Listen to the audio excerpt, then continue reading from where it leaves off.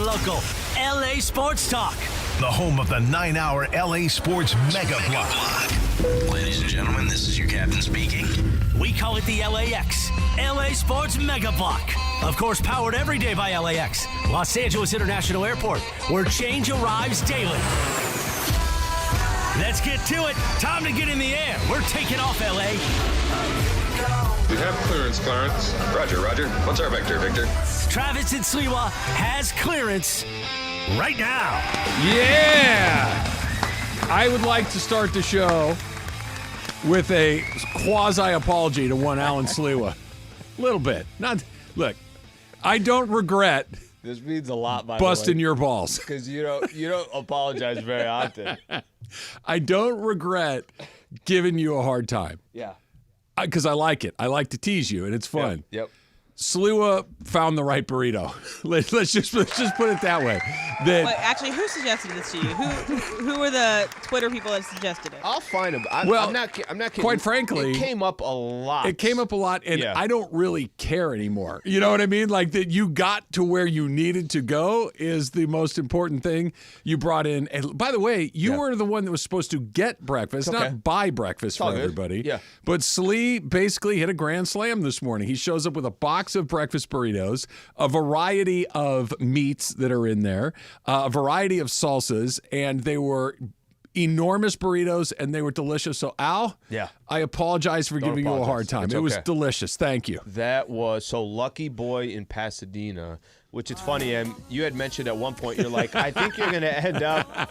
I think you're going to end up at Lucky Boy. Because I was looking at some of the tweets and stuff, and it was the overwhelming majority. And they all know I'm in Pasadena area, so right. they were saying, so go in there today.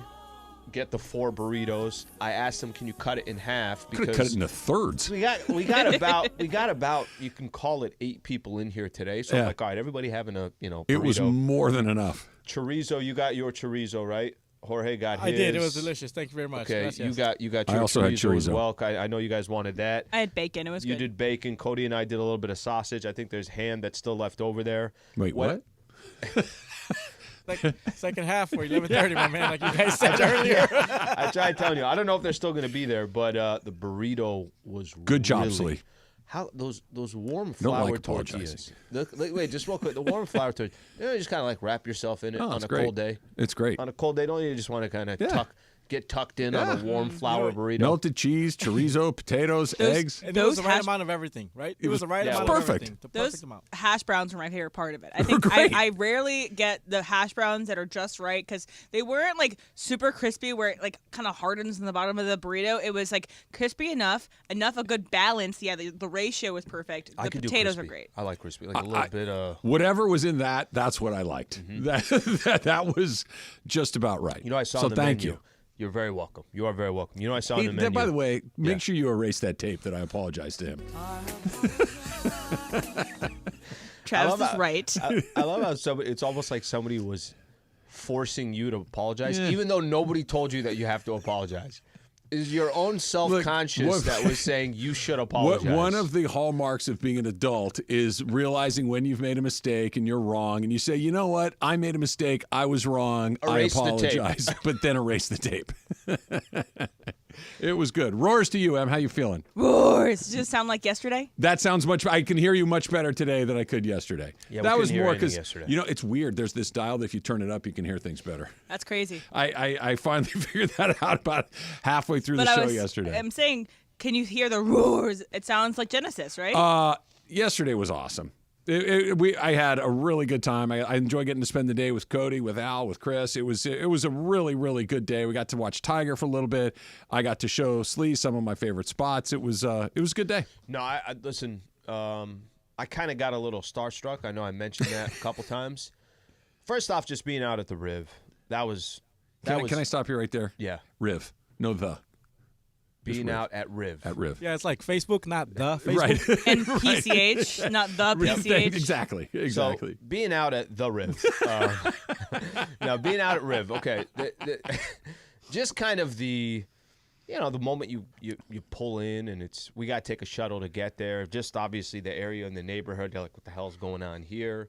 Where we broadcasted from and just hanging out for those 3 hours we did, that was cool. 312. Yeah, you got to count that 12 in for Supercross talk. Just doing that part, cool. But the best part was after. It was fun. You and I, you were basically, like I said, you were a tour guide. Al, come here. Let me show you something here. Let me show you. What hole was that? 16? No. What hole Which was one? 8? The one back where it's got the bunker. 6. Al, let me come walk me over this way. Has a bunker in the middle of the green. Let me show you It's the something. only, it's the only golf course that has a bunker in the middle of the green. Al, come over here. If you're over here hanging out, look at it. You can watch people teeing off right here, putting over here, this, that. It's behind the 16th green. Who was the individual you said that's smoking their cigar over Humphrey at- Bogart. Humphrey Bogart. That's right. The bogey tree. Okay, so Mel Brooks's house. all of There's a lot this, going on out there. and it wasn't even me. Like, to my extent of interest, which I had interest, it was you very excited to tell every story. I love that place. Yeah. Like sometimes, we say, I like this place, and you like it, but that's one of the places that I look forward to going to every single year. I like playing that golf course, which I get to do occasionally. I like going and watching the tour guys play out there.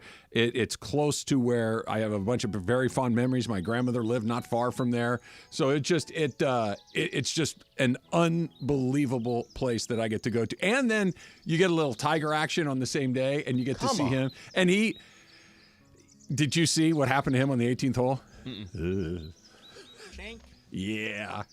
What was he going into the 18th? He was even going into the 18th hole. So he got a bogey. So he literally, as a golfer, you don't say that word that Jorge just said. So let's just say that he caught it a little bit on the hosel.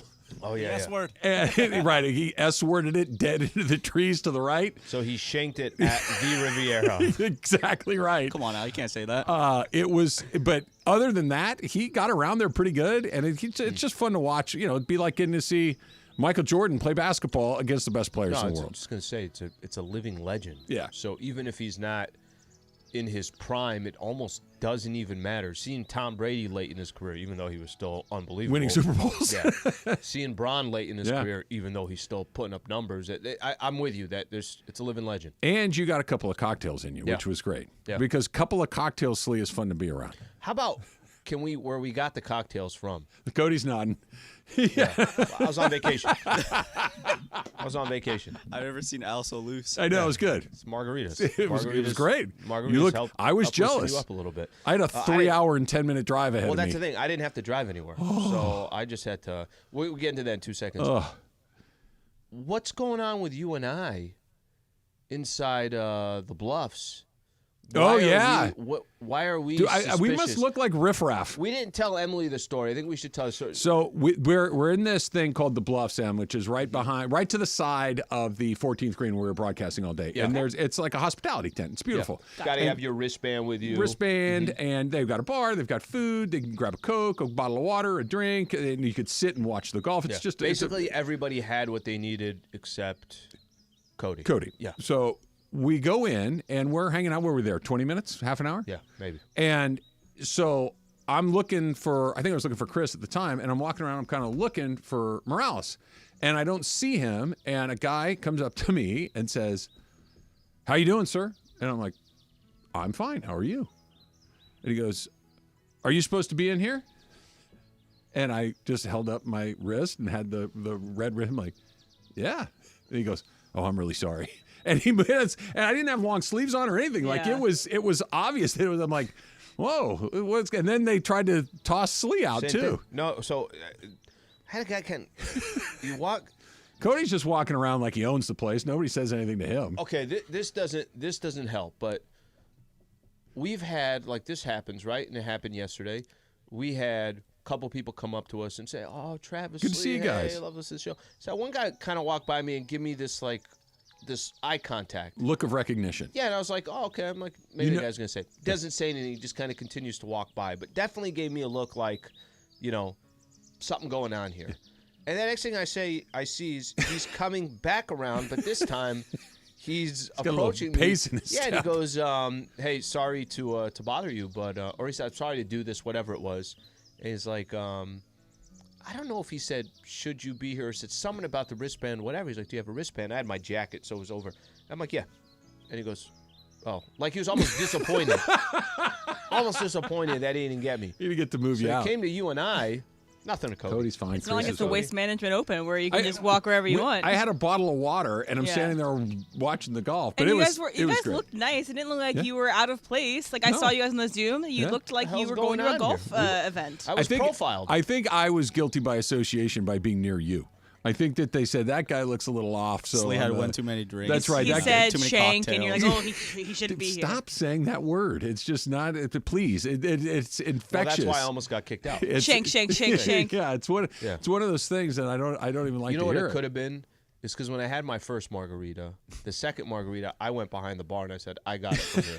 It looked like it was pretty good. That's all I needed was one to Yeah. have the confidence to say, guys, I'll take over from here. I think, their antennas might be up because of what happened with Waste Management Open. They don't want to have But it was people super sneaking chill, in. Em. Really? Like it was and super and there chill. wasn't even that many people Yeah. in the hospitality. Like there was plenty of space Oh, for no, and another it 100 was people. very, very chill. Like put it this way, it was a place that I could have put my feet up and stayed for hours, which I probably should have done because it took me 3.5 hours to get home yesterday after we My left the golf goodness. course. Look, I sit in traffic every day. Most of us here in Los Angeles sit in traffic No, that every was- single it was day. a That's little life extra. in this city. But there's an expectation of your normal commute, and then there's the expectation of normal plus bad traffic. And then there's what the hell happened yesterday. It's like twice as long, right? Yes, it was. Was Chris with you? Chris was with me But until he I was dropped him there. at the train station. Then I had another half an hour after that. Yeah, but Chris basically slept the whole time. So it's Not the like whole you time, had- in and out. You know, he Yeah. did the Morales. He'd fall asleep for 10 minutes. He'd come back. We'd have a nice Were you conversation. guys live He'd on fall out. Instagram? We were not live on Instagram, but we had a great time. But we get in the car, and I put it in the GPS, and it says 2 hours and 56 minutes to get to the train station in Anaheim. And Chris and I like, that's wrong. Like once we start to move, it'll recalibrate it. And it was right to the minute. To the minute. That's how long it took. Brutal. I'm You should have sorry just for went you. back to the golf course. No, you should have turned off the car and said, I'm going back in. Or you stay at the East Central. You know, you had your home away from home right over here. It wasn't even like the whole thing, just from the that's moment brutal. you got That's out brutal. into it was, and all the way down south back So to when my did you walk place. through the door last night? 7:15. Yeah. Oof, I'm sorry. It You was a probably long day. grabbed a peanut butter and jelly sandwich and took a quick nap and started working your way back up. I had meatballs and marinara. That's what I had. Awesome. It wasn't bad. I didn't hate it. It was a pretty Homemade good day. meatballs? What's that? Homemade or like No, from Costco? store bought. Store bought. still Turkey meatballs from Gelson's. They were pretty good. I made them like a big bowl of soup. It was I'll take it. yeah, it was albondigas, exactly. It was a good day. I made some broccoli pasta. Okay. So I made the sauce was basically just like a little bit of not like smushed, but like cooked down broccoli. It was actually really good. That sounds I love good. broccoli, and I need more vegetables in my life. I had quesabirria yesterday. Quesadilla with birria? No, yeah, so you go to we go to Disneyland because we had the reservations. So we go, and then somebody says, "Hey, I'm craving a quesabirria. I'm gonna go get it at the Casa Cucamonga, whatever it's called." Okay. So we go back there. There's a whole new San Francisco kind of Right. by Pixar area. Just we're at Disneyland. And then I'm like listening to these people talk about the quesabirrias, and I'm like, okay, I'm gonna go check it out. So I order, and then the girl's like, hey, have you had the food from? They ask you, hey, do Sure. you have a discount or whatever? Like, where do you make magic? And you kind Right. of like make conversation. So I'm like, oh, here and there. And then she says, have you had the food from here? And I was like, no, but I hear good things about it. She's like, dude, you're in for a treat right now. So I get it, and then Brenda's sitting across from me, and I dip it in the consomme, and then she's like. I'm like, you want to try some? She's like, yeah, I'm not craving it. I'm like, no, trust me, you're going to love this. She takes a bite. I didn't get the plate back. That was a ball game. That was it. She's like, go get 2 more. I'm Yeah, like, go again. Get back in delicious, line. Delicious. Good stuff. Well, there you go. That's the next stop. We're going to do that. It is the All-Star break in the NBA. Anthony Davis is back in the game. He's healthy. He's able to play. And what are the Lakers doing exactly with maybe the best Anthony Davis we've seen in a Laker uniform? That's coming up next. It's Travis Slee, 710 ESPN.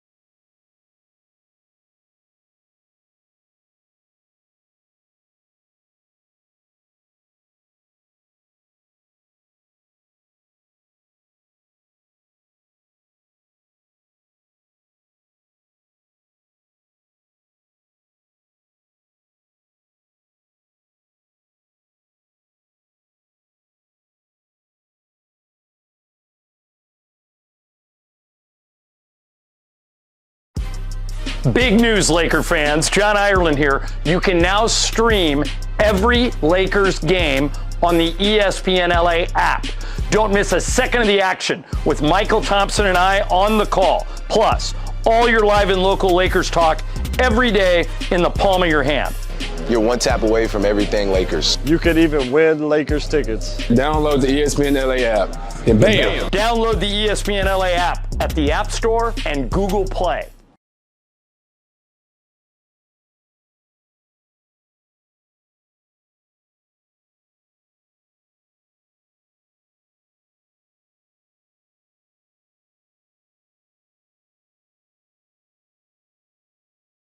All right, guys, it's officially back. Fifth Row Fridays presented by BBGO. That's the official game day snack of the Lakers, by the way. And this is the best thing we give away.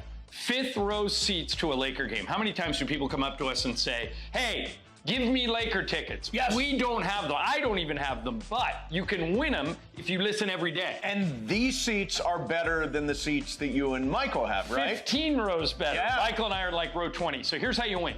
You listen every day to all the shows and take notes. If you can answer 5 questions about what happened on the show that day, you're eligible to win. And don't forget, on Fridays, your chance to call in all 5 right answers, and you are in the fifth row at Crypto.com Arena for a Lakers game. For free!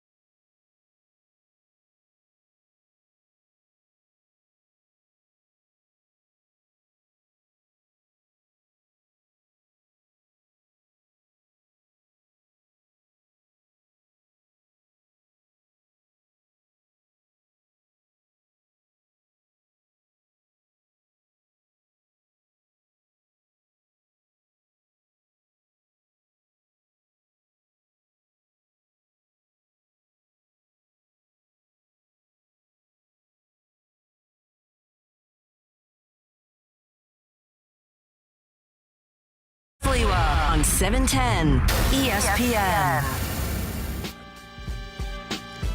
So you know I'm not kidding, right, Em? Sure, and I'm not kidding either. I'll say it again. No, please don't. She yelling the S word at me. Not that S word, the other, the golf S word. Shank, shank, shank, shank. Yeah, that. Jorge, stop playing that. Shank, shank, shank. If that shows up in my golf game, Shank, shank, shank. it's going to be. See, you're trying to do it so it doesn't work. She was trying to be funny and it might work. That's why it's dangerous. It's the gods. Like I'm doing it out of malice. I like that song. Let's try a phone call here. Let's go to Lorenz. Lorenz, you're on with Travis Lee. What's up? Good morning, guys. How you guys doing? All Good, right. man. Thank you. Thank you guys for having me. I was listening to your show, and when you said Lucky Boy, I could not believe you guys actually went there for your breakfast. I'm originally from Pasadena. I was born there, and I used to go to Lucky Boy as a reward for doing well in school, things like that. And I was living in Pasadena before they remodeled it, based on the earthquake. Okay. That had happened, and you guys struck a really good and happy memory of mine when you guys said that you guys had went to Lucky Boy for breakfast. All right, that's awesome. That's good to hear that. It's funny. Thanks, Lorenz. That one, like I said, and it's probably just proximity because I'm in Pasadena. That one just kept coming up. That one, of all the ones out there, that one just kept coming up. I was joking around with you when I was Wednesday. think Yeah. I told you I went to Trader Joe's. So it's across the street from Trader Joe's, right? And there's just a big sign that just says, best breakfast burrito. And I'm like, okay, the signs are. I actually backed into my parking spot so that that's all I saw. I'm like, all right. So is this not God your go-to, your favorite burrito spot? This will be my go-to. Yeah. Oh, actually, wait, how about what I told him? On the menu there, it says asada breakfast burrito. Carne asada breakfast. It's one of the items on there. But see, the mission, we've got to where I was hoping we would start, but we got there eventually, which is, hey, Al, where's your favorite breakfast burrito spot? Husky Boy. Great. How? Yeah, they love the trees. Hey, at Husky Boy, they have an asada burrito on the menu for breakfast, and they'll be like, really? They do? We took the wrong way, but we got where we wanted to go. Where we needed to go. Are you saying Husky Boy on purpose? Did I say it wrong? It's Lucky Boy. Lucky Boy. Is Husky Boy? I think there's a Husky Boy. You don't want to say Fat Boy. Fat Boy's the ice cream sandwich. Right. I think Fat Boy is the ice cream sandwich. I think that's right. And Husky Boy, I think, is in Laguna Beach. Is the other, yeah. I got a lot Lucky, of stuff going on not in my fat. head. We could be both. Is it Lucky Boy or Lucky Boys? Lucky Boy. Lucky Boy. Okay. There's just one. We did a remote there, no? I think. Or was that a different place? Not with me. Yeah, no, it was. Did we? Yeah. In Pasadena? Yes. It's a bar, no? No. Okay, no. We did it from that soccer bar. Right. We did that. I thought it was the same. It's basically just. Oh, I know. Yeah. Okay. It's just a taco shop, basically. Yeah, go back. See what else they have. This should be a Friday tradition. You bring in a box of breakfast burritos. First off, a Friday tradition of us bringing in food I'll bring on Fridays. Nogales Burgers burritos. It's a good idea. All right. Yeah. That's a great idea. Will Trav do it every week? We'll see. I might not want I'll burritos. have to match the price. Depends on what y'all order. Yeah, exactly. It's a burrito only. Em will probably find a great bagel spot. She'll probably find one of those. So we can Bagel make broker. that happen. I'll bring in Nobu. We'll do sashimi for breakfast, and you're gonna bring in turkey meatballs, leftover turkey meatballs. Susan ate them last night when she got home. She had a thing last night too. So Susan, they're all gone. That was for. I saw her eating them. I'm like, seriously, because I'd already kind of moved forward to today when I got home from work. All right, so AD is going to play in the All-Star game this weekend. First time since 2020. He's made the All-Star team, but he's been injured or other things that prevented him from actually playing in the game. But he's going to play in the game. And if I would have told you a year ago, Al, that give me your dream come true scenario for Anthony Davis during the 23-24 season, wouldn't it have looked almost exactly like this, which is he plays virtually every game. He is a candidate, if not the front runner, to become the Defensive Player of the Year. He is a consistent offensive weapon, and he's available every single night, and he's playing at an all-star level. Isn't what we've gotten this season the dream scenario? What if I told you I made? Well, he tried to get me to play a drop that says, "What if I told you?" and I got the wrong drop. Sorry, guys. Yeah, you pull it. That was Sorry, yelling in my this is behind the head. That ear. was yelling in my head. She's like, I got to drop. So I was like, all right, I'm going to listen to you, but I'm going to wait here. What if I told you? Jorge tells me to do the drop, and I get the wrong one. It's all right. Sorry, guys. That was awesome. I can't teach timing. I can't teach timing. It's Sorry. Friday. It's fine. She's got a double show. She's getting all the kinks out before she has to Again, do F Mason and Friday. Riley. What she just said, it is freaking Friday. Like, waking up this morning, What if I'm I like, told you it's Friday? There you go. It's the best case scenario. I don't know how. We've had this conversation, and sometimes if I'm doing Lakers talk, I'm doing the pregame or something like that. I'll have to remind some of those Laker fans out there, give me something to complain about with Anthony Davis this year. There really isn't anything. The only thing you can complain about, and he's not responsible, is Can their I record. guess? I was just going to say it's their record, where they are. But in the he's not. standings. They're Yeah. not. Yeah. The only reason they're over 500 is because of him. Let me isolate AD for a second, because let's forget about the record for a quick second. Let's forget about where the team is sitting for a second. A year ago today, if I said, "Hey, how do you feel about Anthony Davis, his future with the Lakers? Eventually, there's going to be life without LeBron James." I think a lot of Laker fans are like, "Look, I love the guy, or I like the guy.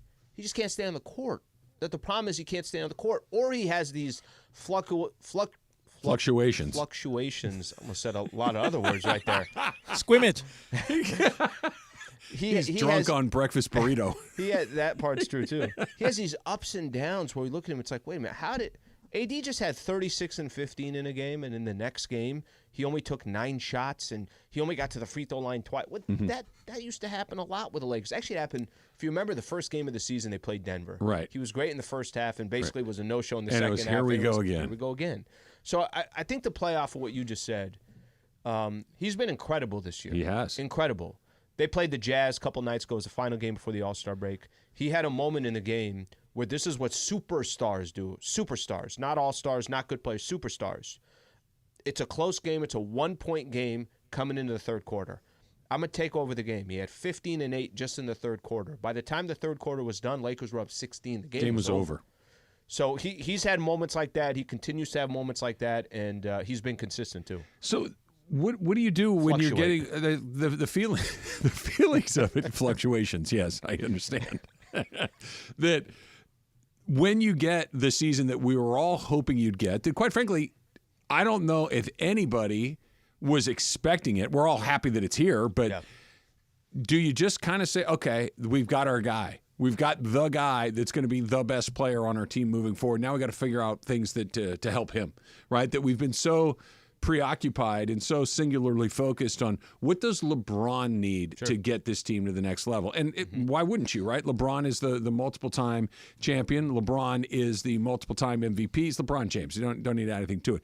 But it feels like, okay, LeBron's still a vitally important portion of this, but what do you do with this version of Anthony Davis moving forward? We'll get into it next. It's Travis Lee, 710 ESPN. Every Friday, we're giving away fifth-row tickets to a Lakers game. All right, guys, it's officially back. Fifth Row Fridays presented by BBGO. That's the official game day snack of the Lakers, by the way. And this is the best thing we give away. Fifth row seats to a Laker game. How many times do people come up to us and say, hey, give me Laker tickets? Yes. We don't have them. I don't even have them, but you can win them if you listen every day. And these seats are better than the seats that you and Michael have, right? 15 rows better. Yeah. Michael and I are like row 20. So here's how you win.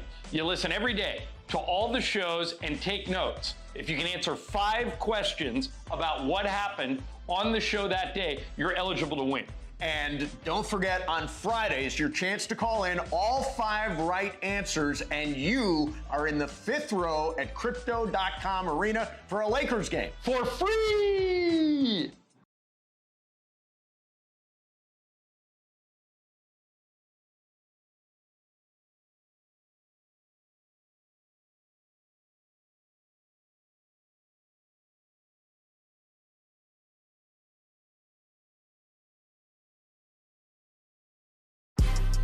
Big news, Laker fans. John Ireland here. You can now stream every Lakers game on the ESPN LA app. Don't miss a second of the action with Michael Thompson and I on the call. Plus, all your live and local Lakers talk every day in the palm of your hand. You're one tap away from everything Lakers. You could even win Lakers tickets. Download the ESPN LA app and bam! Download the ESPN LA app at the App Store and Google Play.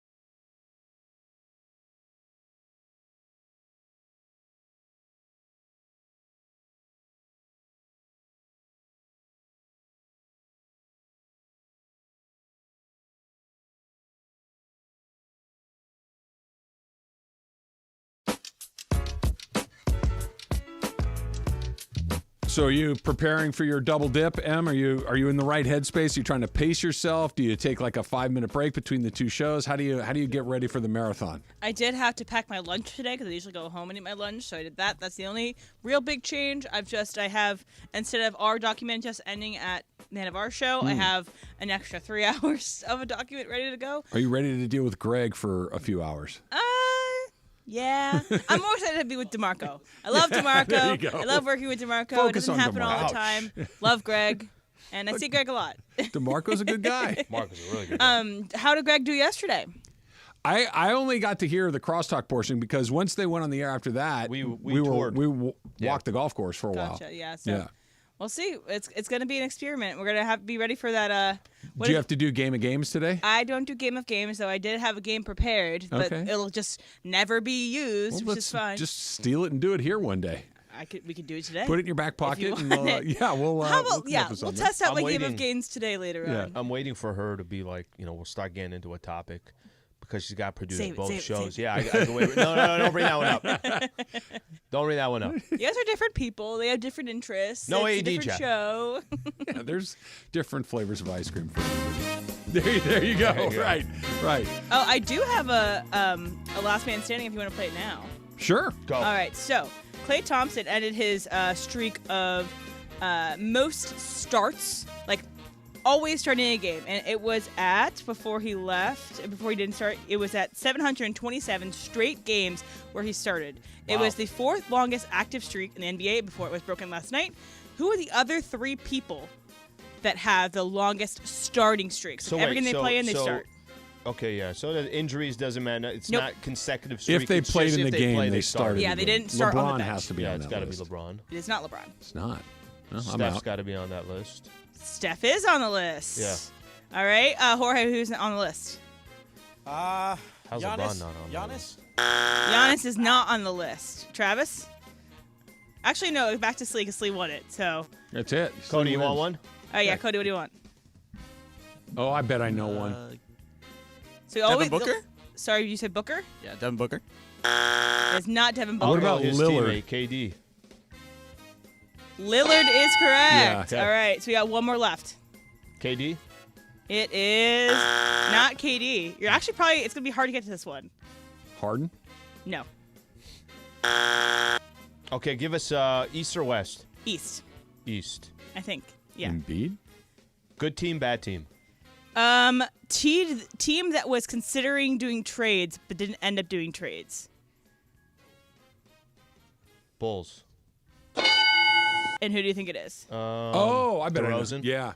It is DeMar DeRozan. And so the 3 longest active streaks of continuously starting are The Bulls Dame Lillard, from- DeMar DeRozan, and Steph Curry. The Bulls from November to February 8th made 39 trades that never happened. Did you see this? There was a story, I forget where I saw it, that LeBron was trying to twist arms to get the Zach LaVine trade done. And I'm like, oh boy. I didn't see And that. by the way, that's another good sign, I think, if you're on the side of the fence that I'm on, Yeah, I didn't want which Zach is LaVine. Yeah. let's give me your input, but we're going to decide what's best for the team, not Are we what's there? necessary.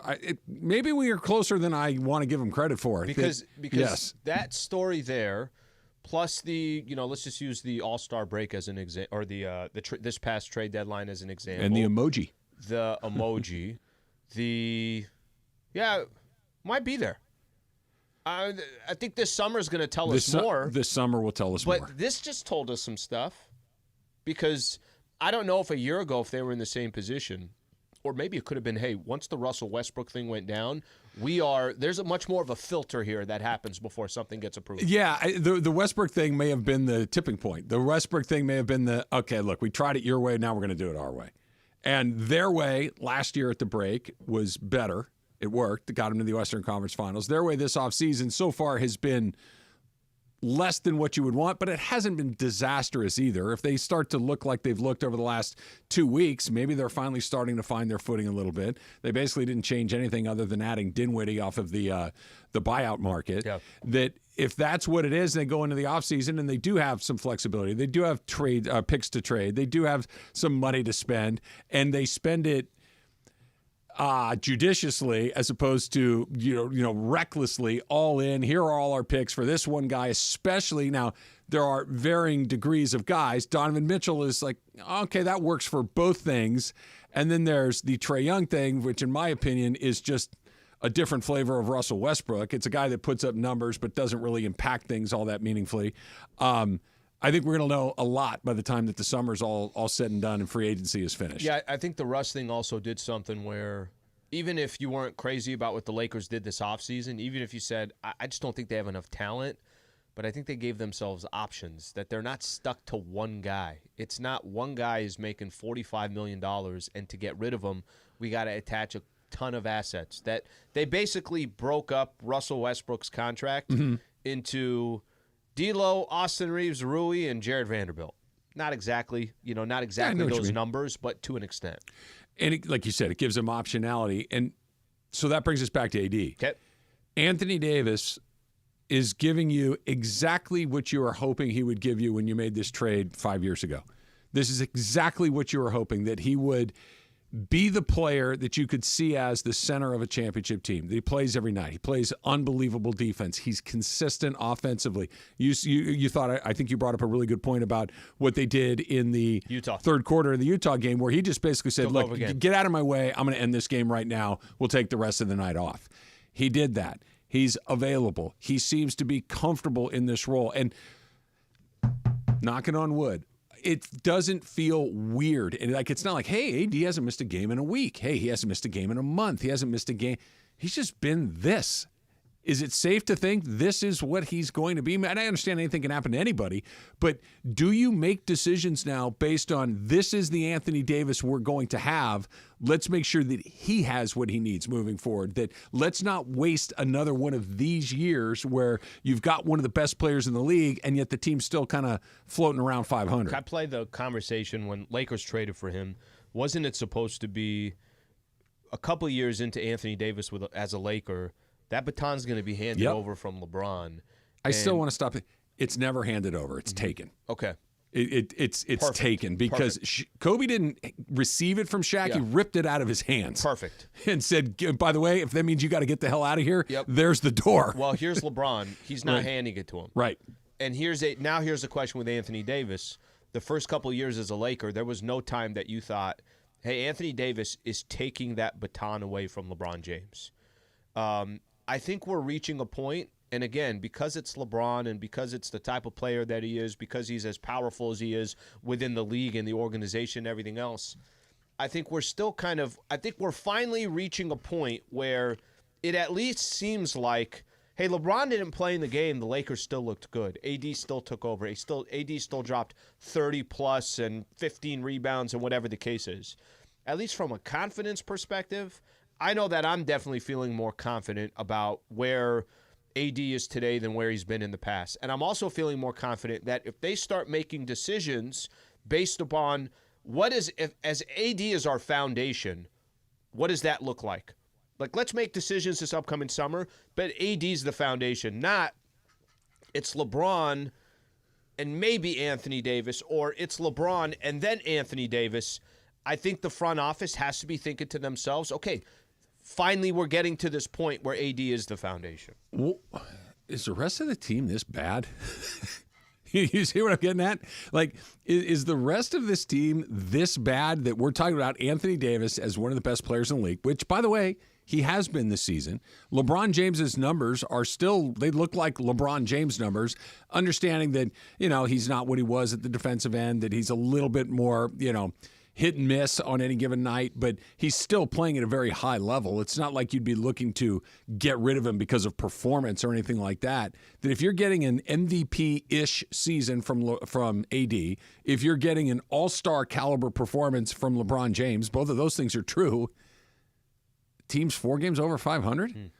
Are numbers misleading? That's what I'm getting at. Like, are the numbers misleading, or are the other players on this roster that ineffective that even though you have 2 guys that are firing on all cylinders, especially AD, that you're still kind of in the middle of you're in the back half of the pack? Remember I said this like a week ago? I'm like, they just have too much talent. And you said, yeah, talent is one thing, but Who's going to deliver? Talent is what was your definition? Unrealized. It's unrealized potential. Potential, right? I think,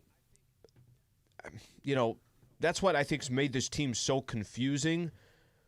And they got, coming out of the All-Star break, they're going to have tough games right out the gate. So they could be hovering around 500 again by the time we're at March 1st.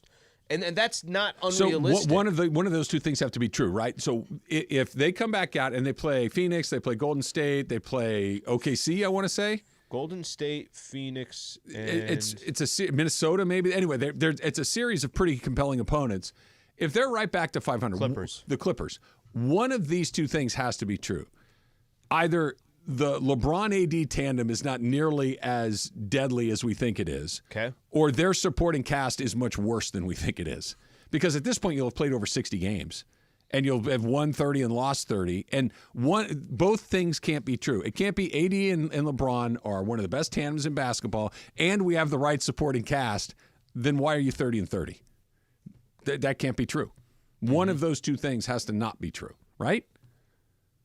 Yeah, it has to. And what's kind of crazy is here they are 4 games over 500, and all of a sudden that feels like they're 28 games over 500 for how tough it's been for them to just get back to where they were at the in-season tournament. Ask Slee coming up next. Send them 877-710-ESPN on the phones, 877-710-3776. Ask Slee straight ahead. It's Travis Slee, 710 ESPN. All right, Travis and Sliwa Show, of course, on ESPN Los Angeles, is delivered by Pizza Hut. Introducing hot honey pizza and wings, the perfect balance of sweet and heat. About a week ago, right before the Super Bowl, Pizza Hut was nice enough to bring in pizza and wings for Trav and I. It's fantastic. If you've never tried them before, let me help you out here. Order now on the Pizza Hut app or just go to pizzahut.com.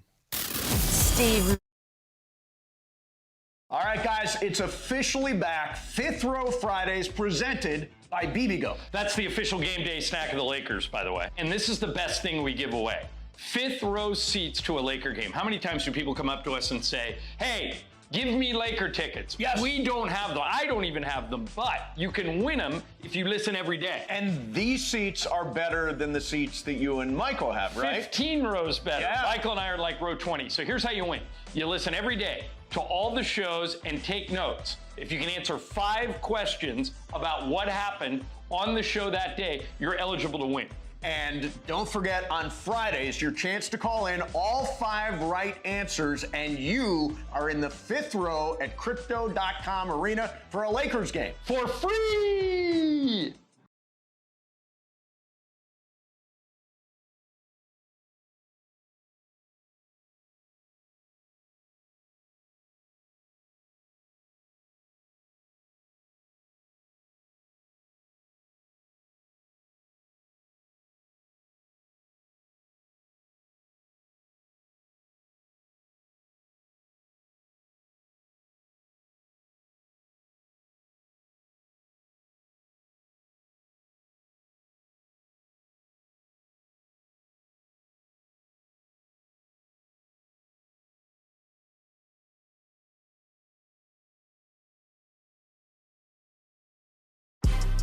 Big news, Laker fans. John Ireland here. You can now stream every Lakers game on the ESPN LA app.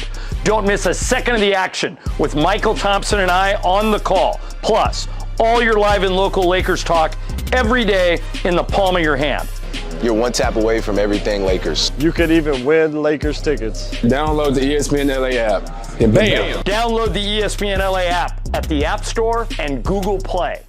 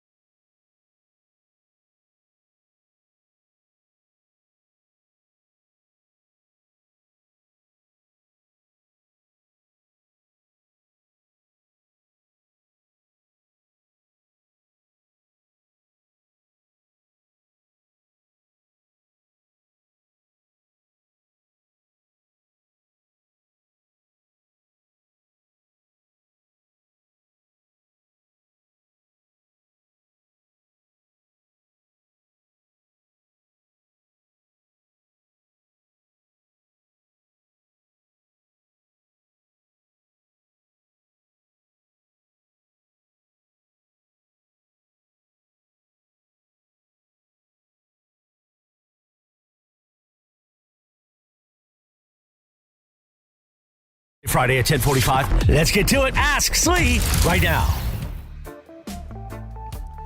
877-710-ESPN if you'd like to do an Ask Slee on the phone, which are always great. 877-710-3776. We're going to start with Raider Ruben Slee, who writes, how do you feel about people at the grocery store who are in line about to pay and all of a sudden remember that they need milk and either send their kid out of line or leave themselves to go get it? Ugh.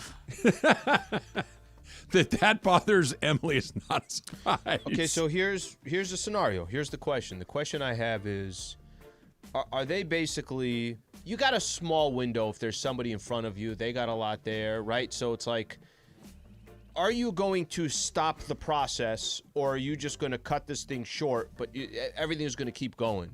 If you stop the process, hey, I'm sorry, I forgot eggs, and eggs is all the way down at the other end, I'm not okay with that. Like that's not a... And eggs is always in the back. Always in the back. Just, there's a very simple solution. Pay for everything, put your stuff to the side, and then go get the eggs and come back. Exactly. That's all you got to do.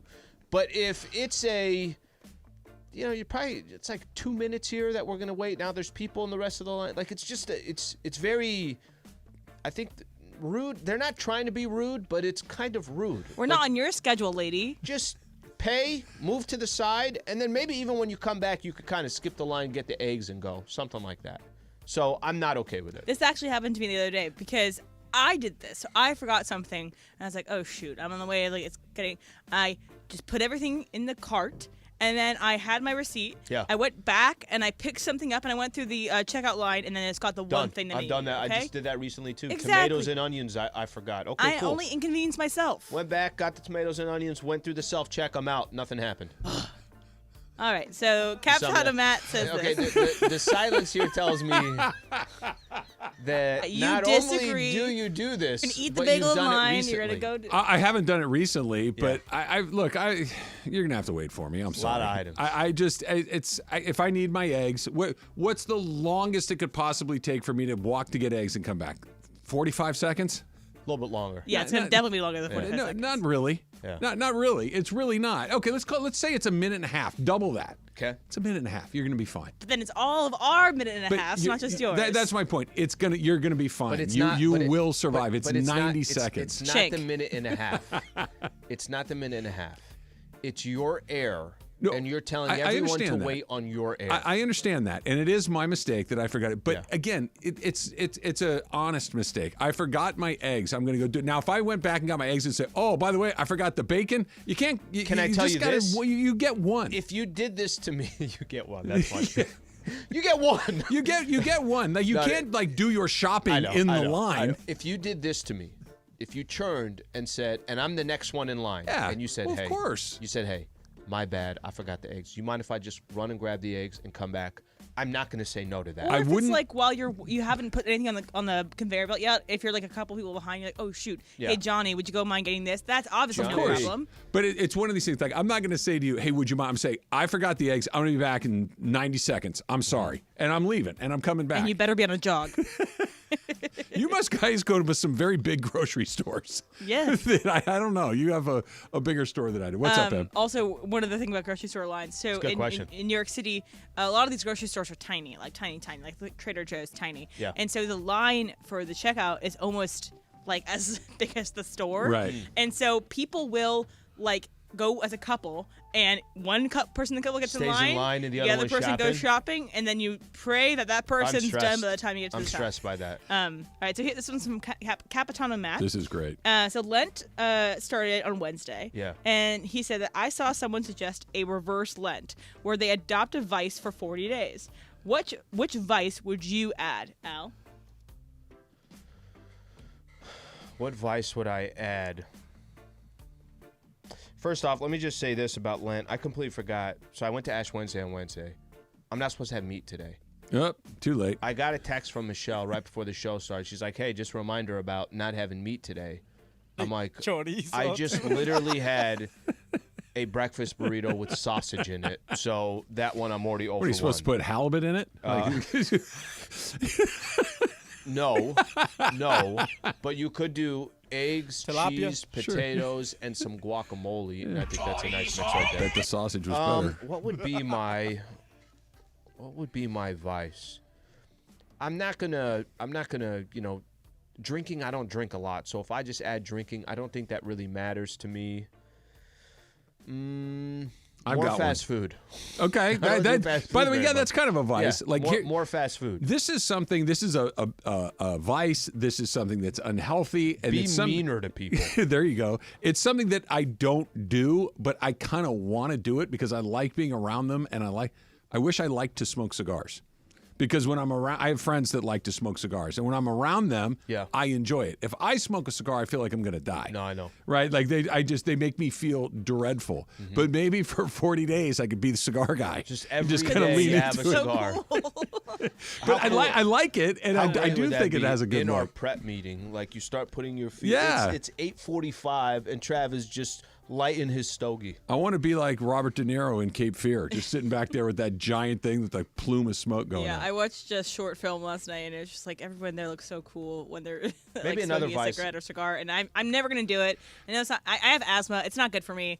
I'm not gonna do it, but does it look so good? It does. It does. And cigars you're either like they're disgusting when you smell them or they're intoxicating. And I fall into the second group. Maybe what love I'll to do it. do is I'll steal every day for 40 days. I don't think that's a Small vice. That's just being a items. criminal. Just a Small 5-finger items, discount. But just get bigger as we go. So you'd want to become a criminal as your vice. Yes. Jorge, you got one? Yeah, for Christopher Holmes. What's up, Holmes? Would you be a better weatherman, weather person, news anchor, or a game show host? That's what he wants to know. Which one would I think weather would be the worst. I don't think I'd be a good weatherman. I'm gonna pick this between what I think I'd be good at and what I would more like to do. I think I'd be pretty good at a game show host. I kind of, throw some light jokes in the mix there, keep it flowing, a little dry humor action. I think I'd be pretty good there. The news thing's interesting because it's actually like there's substance to it. Like it's actually important. Here's the thing. The news anchor's the right answer for you because you could play it straight and that's it. Like game show hosts are loud and big and wacky and zany. That's not your lane. Or like just the one-liners always come. Yeah. Right. And the One-liner I can do, it's just but it's down here. Like Yeah. the one-liner. These guys are comedians that have like, or they're such goofy zingers that you're not goofy. Okay, who's You could be a Trebek though, because Trebek is more straightforward and has the one. Okay, wait. Who was? Why was did a the game- mushroom go to the party? Because he's a fun guy. Maybe Kawhi. Who are the loudest of the game show hosts? Now? Well, Harvey for Family Feud. Yeah, Steve Harvey's pretty loud. Yeah, he's pretty loud, and is all kind of over the place. I think you could do if we're talking like not game show, but you could do a reality show host. I think you could be the Bachelor guy. I think you could do Jeff Probst. I think you could do all those things. Reality. I think you just read in the news tonight at down in Pasadena. There was a fire at a warehouse where 6 people needed to be evacuated. You just got to go straight. I think that's your lane. 40 days, 29 castaways, 1 survivor. That was awesome. I got one more. This is from a new, at least new to me. Let's go. Twitter. So Les Mel OC, he says, which is worse, the redundant tuna fish or listening to someone say sushis and sashimis? Do people say that second thing you said? Oh my God. I'll take sushis and sashimis over. And when you say redundant tuna fish, it's just tuna. You don't say trout fish, bass Right. fish, Yeah. perch fish, flounder fish. No, I changed my answer. Sushis and sashimis is so much more out of whack of how that sounds to tuna fish. Like tuna fish, at least people have been saying that, and they say it all the time. I've never heard somebody pluralize sushi. Sashimis. Do you want to get Sushis. sushi? Sure. That doesn't imply a singular sushi. We're gonna get a couple. No, That means we're gonna get sushi. sushis. No, Nobody's gonna say that. no, nobody says that. Shohei Ohtani Okay. and the Dodgers are projected to win more games than anyone else in Major League Baseball next season, and I think the projection is far too low. That's next. It's Travis Lee, 710 ESPN.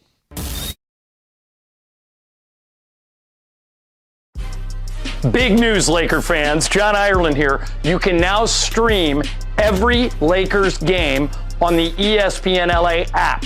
Don't miss a second of the action with Michael Thompson and I on the call. Plus, all your live and local Lakers talk every day in the palm of your hand. You're one tap away from everything Lakers. You could even win Lakers tickets. Download the ESPN LA app. And bam! Download the ESPN LA app at the App Store and Google Play.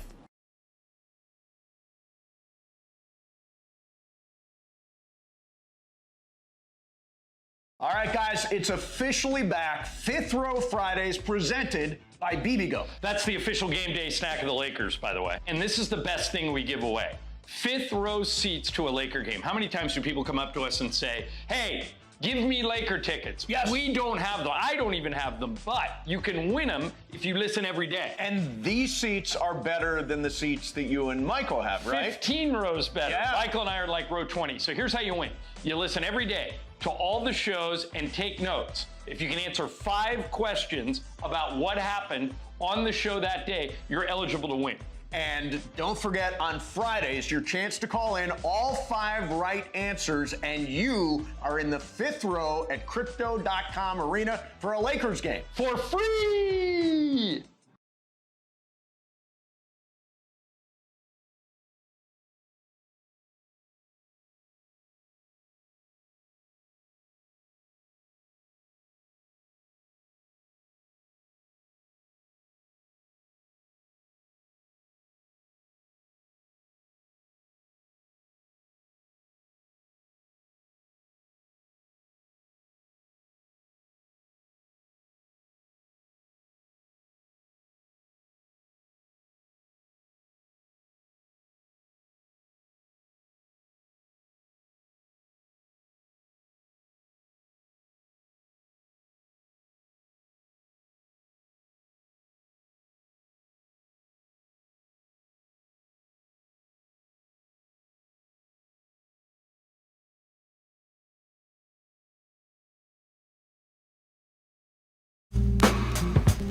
So I told Al that he made a good choice with his breakfast burrito decision. He went to Husky Boy this morning. Lucky Boy. And Lucky Boy, my bad. He went to Lucky Boy this morning and brought in 4 different breakfast burritos, ham, sausage, bacon, and chorizo. And each of them were cut in half, and it was more than enough. And I was sincere when I told you it was delicious. I enjoyed every bite. I think I need to take a nap. Good night.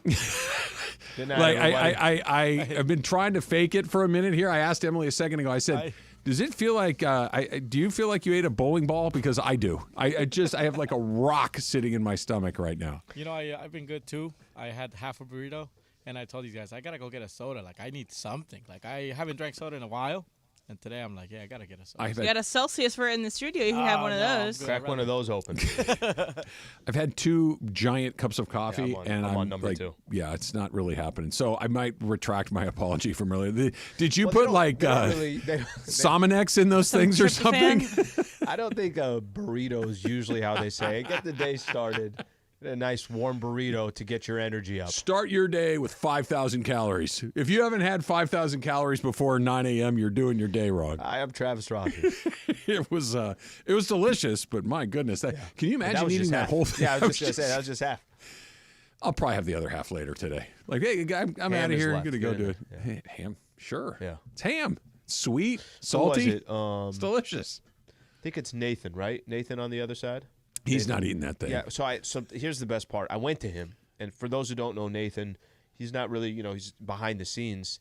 Nathan looks like he is... He's buff. He's in the Navy SEALs. He's incredibly fit. Incredibly fit. Yes. And I told him, like I went up to him, and as I was approaching him, telling him... Did he just give you the look before? Well, no, it was like... no, it wasn't even a look. It was just like, it was an understanding. I was like, Nathan, hey, just so you know, got some breakfast burritos. There's some burritos there in the back. And he's like, oh, man, thank you. Yeah, I appreciate it. And as I would, turn my back and started walking the other way, I'm like, Al, he's not going to have a ham burrito. He's not having a ham breakfast burrito. He's not going to have it. Guy probably hasn't had a tortilla in 12 years. I mean, he's fit. Here's the thing. Like I could see him undoing the burrito, okay, taking the ham, washing it, okay, Well, you can look good by having an occasional tortilla. Yeah. You can't look like that having an occasional tortilla. That's like discipline for years at a time. I'm eating the burrito. He probably called his guy that he goes to the gym with that spots him and was like, "Can you believe this idiot? This idiot asked me." It's pretty good. I've asked him for a workout plan, so he's been holding off for a whole month already. I'm like, come on, bro. Yeah, he's not. Maybe he doesn't want you to look like him. He wants to have he wants to have the championship belt, the fittest guy in the room. You know what it could be? It could be like, some of those people are like, "No, you're not ready. You got to show me that you're ready." Jorge, you had half a burrito and you walked in with a Coca-Cola. He's like, he's not ready. According to you, he didn't see me. Yeah, exactly. So Shohei took batting. The other tweet this morning. Shohei took batting practice this morning. Took 5 swings in his second round of BP. All 5 of them left the ballpark. So this is until we play games. Until Dodgers will have their first spring training game on Thursday, this upcoming Thursday, and then they open the season against the Padres in Korea with a couple of games a week or so before the start of the rest of the Major League season. But until we get actual, real, meaningful baseball, the best hitter in baseball hitting batting practice fastballs out of the ballpark is going to be breaking news. And, everybody's jumping on it. And it's like, and I get it. I understand. I get it, too. It's Shohei Ohtani, and he's a Dodger, and he's not yet got a chance to play in front of Dodger fans and everything else. If he goes to the grocery store and says that, "Hey, I forgot my eggs. Can I go get them real quick?" That's a story, right? Like anything he does is a story right now. And of course, anything that he does with an actual bat in his hands is another level. So Shohei being on a real team for the first time in his major league career is different because everything you've read about the Major League season that's coming up is Shohei Ohtani related. Everything that our expectations for the Dodgers are Shohei Ohtani related. And before, it was just, hey, is Shohei going to win the Cy Young and the MVP? Is he going to hit 50 home runs or just 40? Is he going to throw a no-hitter or just strike out 12 guys? It was entirely individual related because the Angels were never a real team. They were just constantly mediocre to terrible. And now that he's joined a major league franchise, it's about his performance plus the team performance. The Dodgers are projected, according to ESPN, to win just shy of 105 games. 104.8 games. They have a 99.3% chance of making the playoffs and a 28% chance of winning a title. The Atlanta Braves are right on their heels, right? The Atlanta Braves are projected to win 103 games. Okay, just one fewer game. Let me start right there. That blew me away that the Dodgers got Shohei Ohtani, the best hitter in baseball, that they added Yamamoto, who might be the best pitcher in the planet. He's the highest paid pitcher on the planet. That they've added Tyler Glasnow to a 5-year, $100+ million deal. That this only puts them in a place, and they have Mookie Betts, they have Freddie Freeman, they have a roster full of all-stars. They're one game better than the Atlanta Braves? That seems oddly low to me. If you gave me a number, you said regular season, it's 105. 104.8 to be specific. If you gave me a number, if you said, and there's a little Does bit, 105 seem low to you? It seems low. But let me tell you why it's a little tricky. And then Atlanta is only a game back seems really weird to me. This is why it's really tricky, and I think tricky from Major League Baseball. If you said Atlanta's going to win 104 games, okay? It's like, okay, wow, that's a really good regular season. That's a really good regular season. Now, their margin for error is going to be less than probably of what the Dodgers are because the Dodgers got so many players. But can you go out there and can you be ESPN and project them to win 112? 114, 115. That feels slightly too high. I don't think you could project that. I don't think you could project that high, even though that it can happen. I guess my question to you, what are the Dodgers doing if you're 20 games in front of the division and you're going into September that's interesting. 1st? But here's the thing. How are you playing that final month of the season? I get it. And you're not wrong, but this isn't the NBA, right? Where even if you're not mashing the gas with Yamamoto and Ohtani and these other things, you still have a roster full of better than average major league players. And they won 100 games last year without all these additions. Without a pitching staff. And without health. Right. They basically had a pitching staff that was put together with really, really young, green, inexperienced guys, and a bullpen, and they won 100 games. They just added 2 high-level pitchers. They added the best bat in baseball. Mookie and Freddie are back, and we're only going to win 4 more games? That just seems very unlikely. That seems oddly low to me. Like, the number to me does feel like 10, 11. That feels about right. I was going to say, what if I told you 110? Would that be too much? I think that's about the number. Is this only really because of like a betting line? They want to get people who are too afraid to bet the over. Is that maybe why we're doing that? That would be more interesting to me because that actually you're trying to make sure that you don't have exposure one way or the other. But this is just a projection. Yeah, I don't know. I agree with you that it is weird because you do think that like all those things they shouldn't be one game. Well, that's the thing. Like going into the season, and I understand that. In a short series, anything can happen, right? In a short, believe me, as Dodger fans, we've seen it. We saw what happened against the Padres. You saw what happened against Arizona. They can lose to anybody in a best of 5 or 7 series. I get it. But this is literally what the Dodgers do better than anybody else, is play the 162. They play the 162. Their formula is a proven winner. You're telling me that this is one game better than the Atlanta Braves? That feels way too close to me. Do you remember how many games Atlanta won last year in the regular season? I'll tell you. But I can find. Okay. Let me guess. Yeah. They were the top seed. Yes. And so the Dodgers, I'll say 102, 3? So they won 104. 104. So they're basically picking them to get back to 104, and they're picking the Dodgers to win 5 more games than they did because I think Dodgers were at 100 on the dot. For me, it has more to do with if they don't get around. It doesn't matter because they win the Dodgers won the division last year by 16 games, and they won 100. So the next closest was Arizona at 84. A little bit closer. There's probably gonna be more competition with Atlanta and Philly just because of the division, even though they won by 14 games. I wonder if it just has anything to do with you just wrapped it up so early that had a little bit to do with it. But think about their second-tier guys. Freddie plays every night. Mookie plays virtually every night. Ohtani does not take nights off. Yeah, and you can't start getting ready for the playoffs That's what I'm September saying. 1st. That's what I mean. You may take a day here and there, but if Freddie Freeman does anything like he's done in his career, he's going to play in 158 or 9 games. That's what he does every year. If I go with what Em said, if it's a betting odds, everyone's going to go over that. Would you want to see him chase it? Would you want to see him chase the Dodger record, which they set a couple of years ago at 111? Would you want to see him chase the National League record, the Major League record? And this is in the mid to high teens. You got to get in there. For you. I think when you start chasing things is when you got a couple World Series under your belt, or a Super Bowl, a couple Super Bowls under your belt, or you're the Golden State Warriors and you know you won a championship and now they're chasing. They go get the 73. I don't feel like the Dodgers. You know what would be the worst thing for the Dodgers is here they are chasing that record, or they get up to 115 wins or something along those lines. And they push themselves too far. And then they don't cash anything in the playoffs. Okay, but the last person that broke the record didn't win the World Series.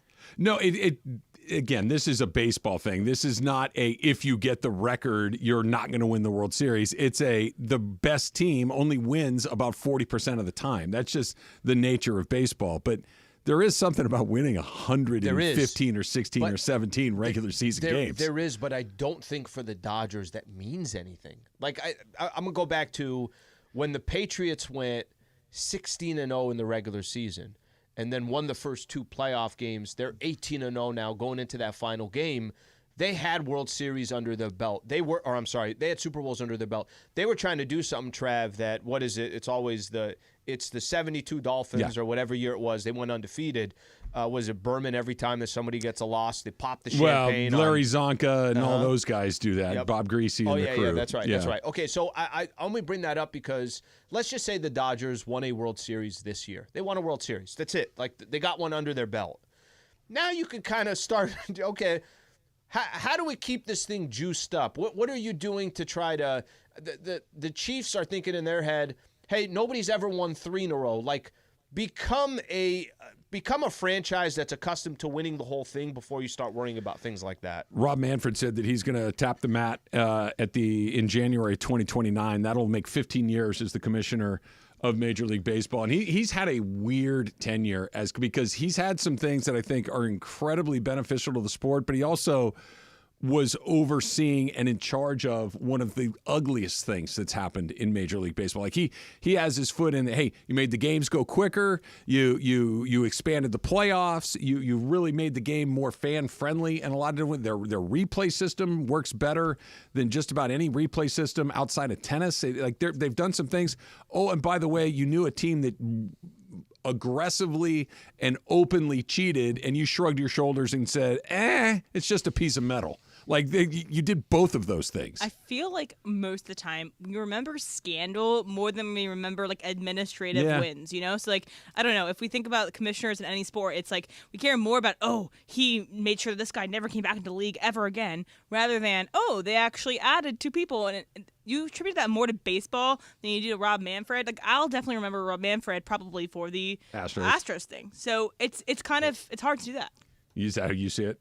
Oh, no question about it. You don't see any of the good, just the scandal? Well, if you said what's the first thing that you think of, and this, you know what people talk more about when they go to a restaurant? They talk much more passionate about a restaurant they didn't like than a restaurant that they do like. I think that's just kind of the nature of us. Yeah. I remember Rob Manfred, just kind of the stupid look on his face when he was addressing the media, when he was talking about the Astros situation, like you said. The way he basically made the World Series sound like it was a garage sale. Yeah. He didn't make it. He didn't really put He's much tried to value walk there. that back so many times, and everybody's like, "No, bro, Yeah, it ain't working. Yeah. It's not going to work." So Nope. I think that it's easy to remember him for that because it is one of the more bigger black eyes that's been around baseball since the steroid era. Can I remind you of something? Baseball games take 2 hours and 10 minutes now. That's pretty cool. It's a pretty good deal. I understand he called it a piece of metal, and that sucks, and it's awful, and it's embarrassing. But this is two-hour baseball game, not bad, Slee. But here's the pretty thing. good. I think when you say what's the first thing that comes to your mind, I need you to start listing out all the goods. Yeah. Because I'm still focused on this. I get it. Which is not. It's not fair. No, yes, it is. It is fair because he was responsible for that too. Yeah. He did do it. Yeah, all people are asking for is just don't look like a complete idiot when everybody's watching. Two That's things all. can be true at the same time, I guess. Emily prepared a game of games, and Greg said, I don't want your game of games, so we're going to do it here. Next, it's Travis Slee, 710 ESPN.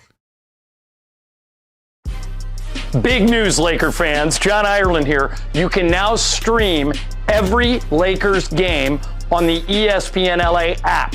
Don't miss a second of the action with Michael Thompson and I on the call. Plus, all your live and local Lakers talk every day in the palm of your hand. You're one tap away from everything Lakers. You could even win Lakers tickets. Download the ESPN LA app and bam! Download the ESPN LA app at the App Store and Google Play.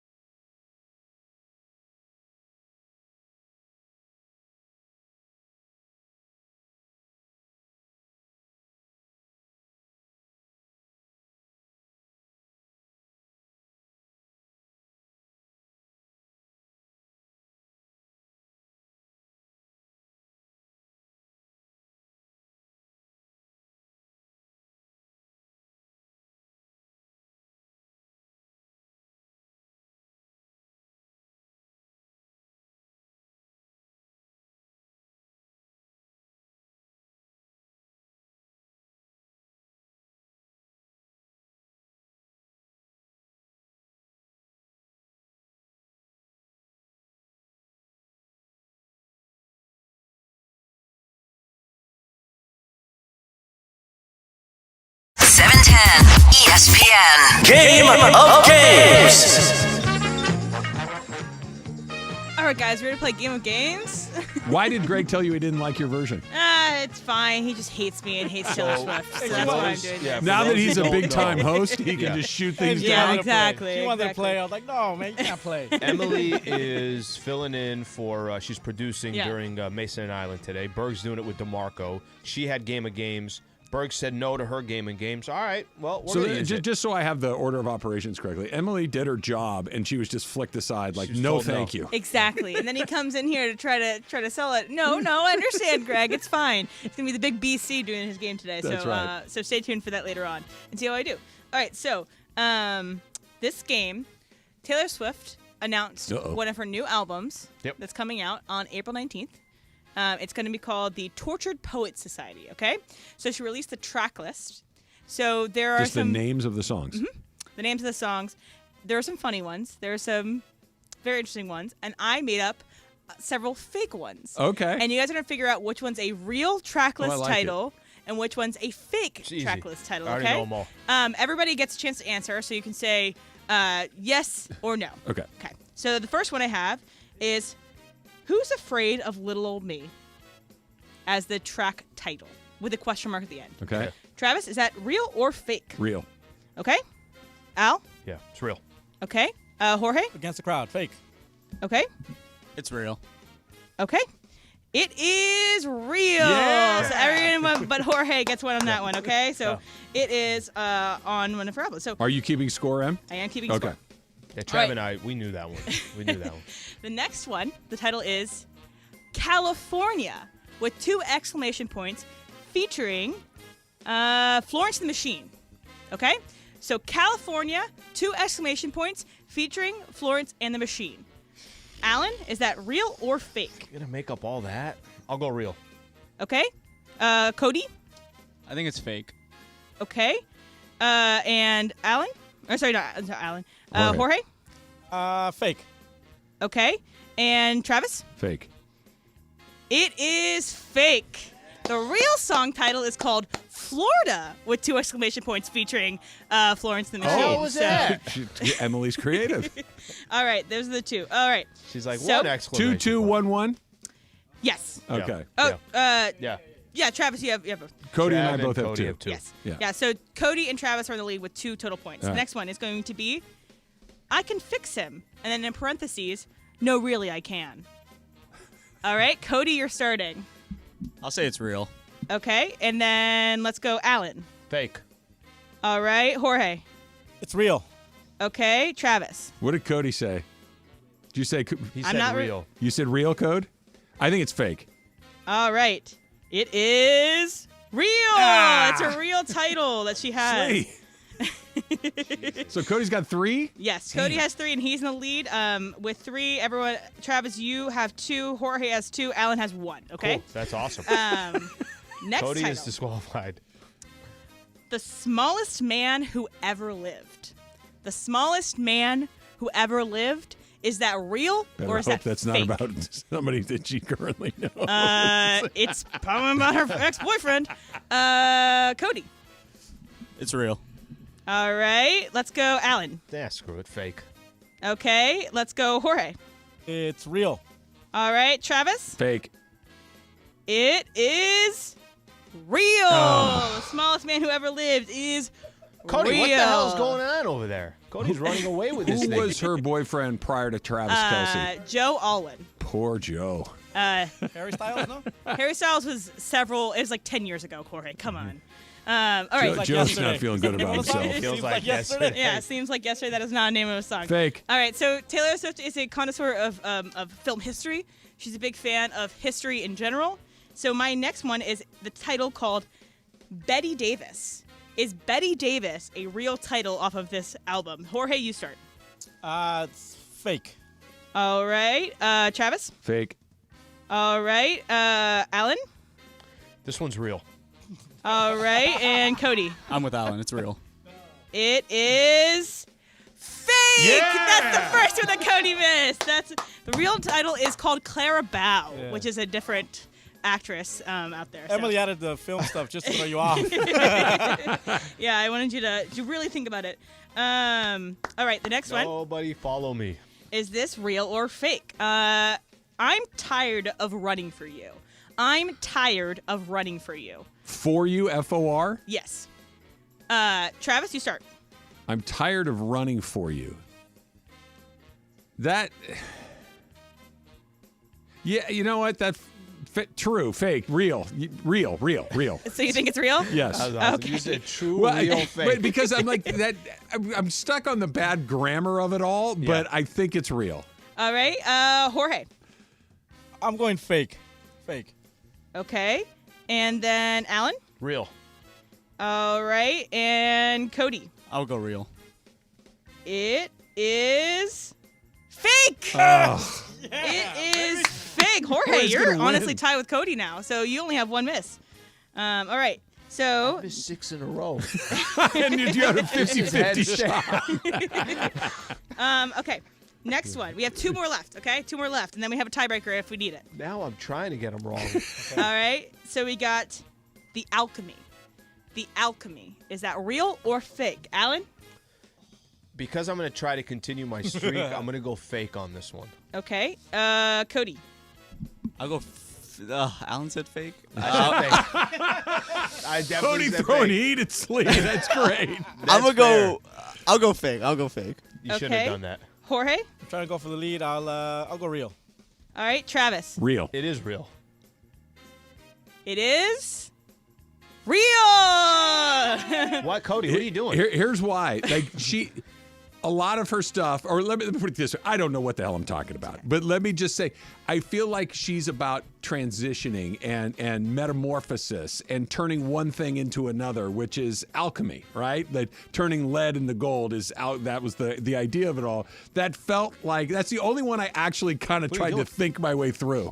That's an easy one. Everything else I was guessing at, that was just like, that feels like the genre So I'm of one off T-Swizzle. from losing about 8 in a row. Let's get one more. Jorge's already locked it up. There's no way that Cody can back now. He had 3 misses in a row. Okay. Sorry. What's the running score right now? It is. Let me tabulate it real You quick. probably have 7, yeah. I got 1. I got the first one. Travis, you have 4. Okay. He's probably got 5. Jorge, you have 6. You like the statue. Jorge's got 6. Al, you have 1. You got That's the first amazing. one. And then Cody, you have 4. So this is for you. This is for second place, Code. Yeah, this is for second place. It's between Travis and Cody. All right. This last one's worth 30. Last one. Yeah, right. Last one. Why, honey? With a question mark at the end. Why, honey? And I'm going to start with Alan because we all want to call Alan. I think it's real, but I'm going to go fake. Okay. Let's go Travis. Why honey is fake. Okay. And let's go Cody. You Awesome fun. I'll go real. Yeah. Okay.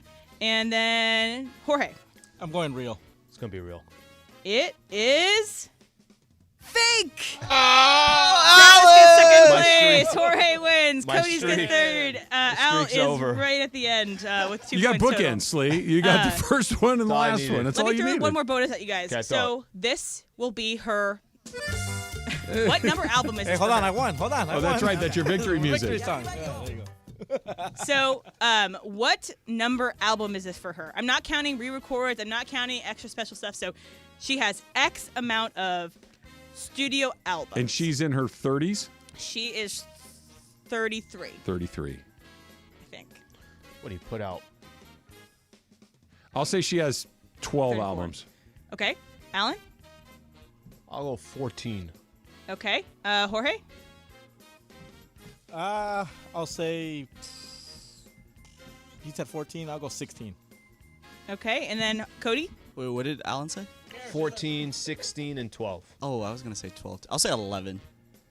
Should have stayed with 12. 12 is correct. Travis, you got the bonus too. You That's could have won this whole thing, Trav. Come That's on. impressive.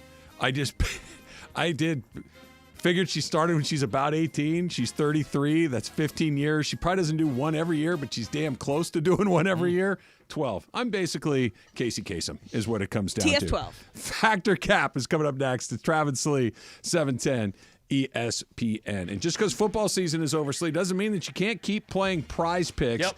Here's why. It's fun. It's the largest daily fantasy platform in all of North America. There's 3 million players, including you and me. But it's easy, too, right? Easy gameplay, quick withdrawals, a huge selection of players and stat options, and you just pick more or less on the stat projections of the players that you want to choose in the sport. You can do basketball, you can do hockey. There's a million different ways to do it, even though football's gone. By the way, you could do it. You got the All-Star Weekend coming up. You want to guess on the dunk contest? You can guess on the actual scores. You can guess on the three-point contest. The Rising Challenge that's coming up. Over 7 million sports fans have already signed up. I'm one of them. So is Trav. Join the both of us. Watch your favorite players and get paid doing it. Right now, Prize Picks will match your first deposit of up to $100. Just download the Prize Picks app. Use that code 710. That's code 710 on Prize Picks for a first deposit match of up to $100. Prize Picks. Pick more, pick less. It's that easy. All right, guys, it's officially back. Fifth Row Fridays presented by BBGO. That's the official game day snack of the Lakers, by the way. And this is the best thing we give away. Fifth row seats to a Laker game. How many times do people come up to us and say, hey, give me Laker tickets? Yes. We don't have them. I don't even have them, but you can win them if you listen every day. And these seats are better than the seats that you and Michael have, right? 15 rows better. Yeah. Michael and I are like row 20. So here's how you win. You listen every day to all the shows and take notes. If you can answer 5 questions about what happened on the show that day, you're eligible to win. And don't forget, on Fridays, your chance to call in all 5 right answers, and you are in the fifth row at Crypto.com Arena for a Lakers game. For free! Big news, Laker fans. John Ireland here. You can now stream every Lakers game on the ESPN LA app. Don't miss a second of the action with Michael Thompson and I on the call. Plus, all your live and local Lakers talk every day in the palm of your hand. You're one tap away from everything Lakers. You could even win Lakers tickets. Download the ESPN LA app. And bam! Download the ESPN LA app at the App Store and Google Play.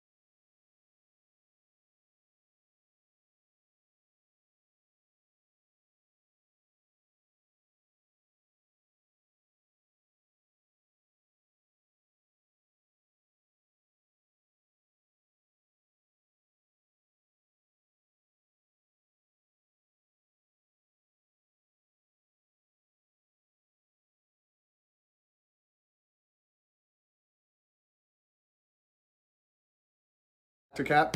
Hey guys. I got so excited about something yesterday. So this is going all over my Twitter.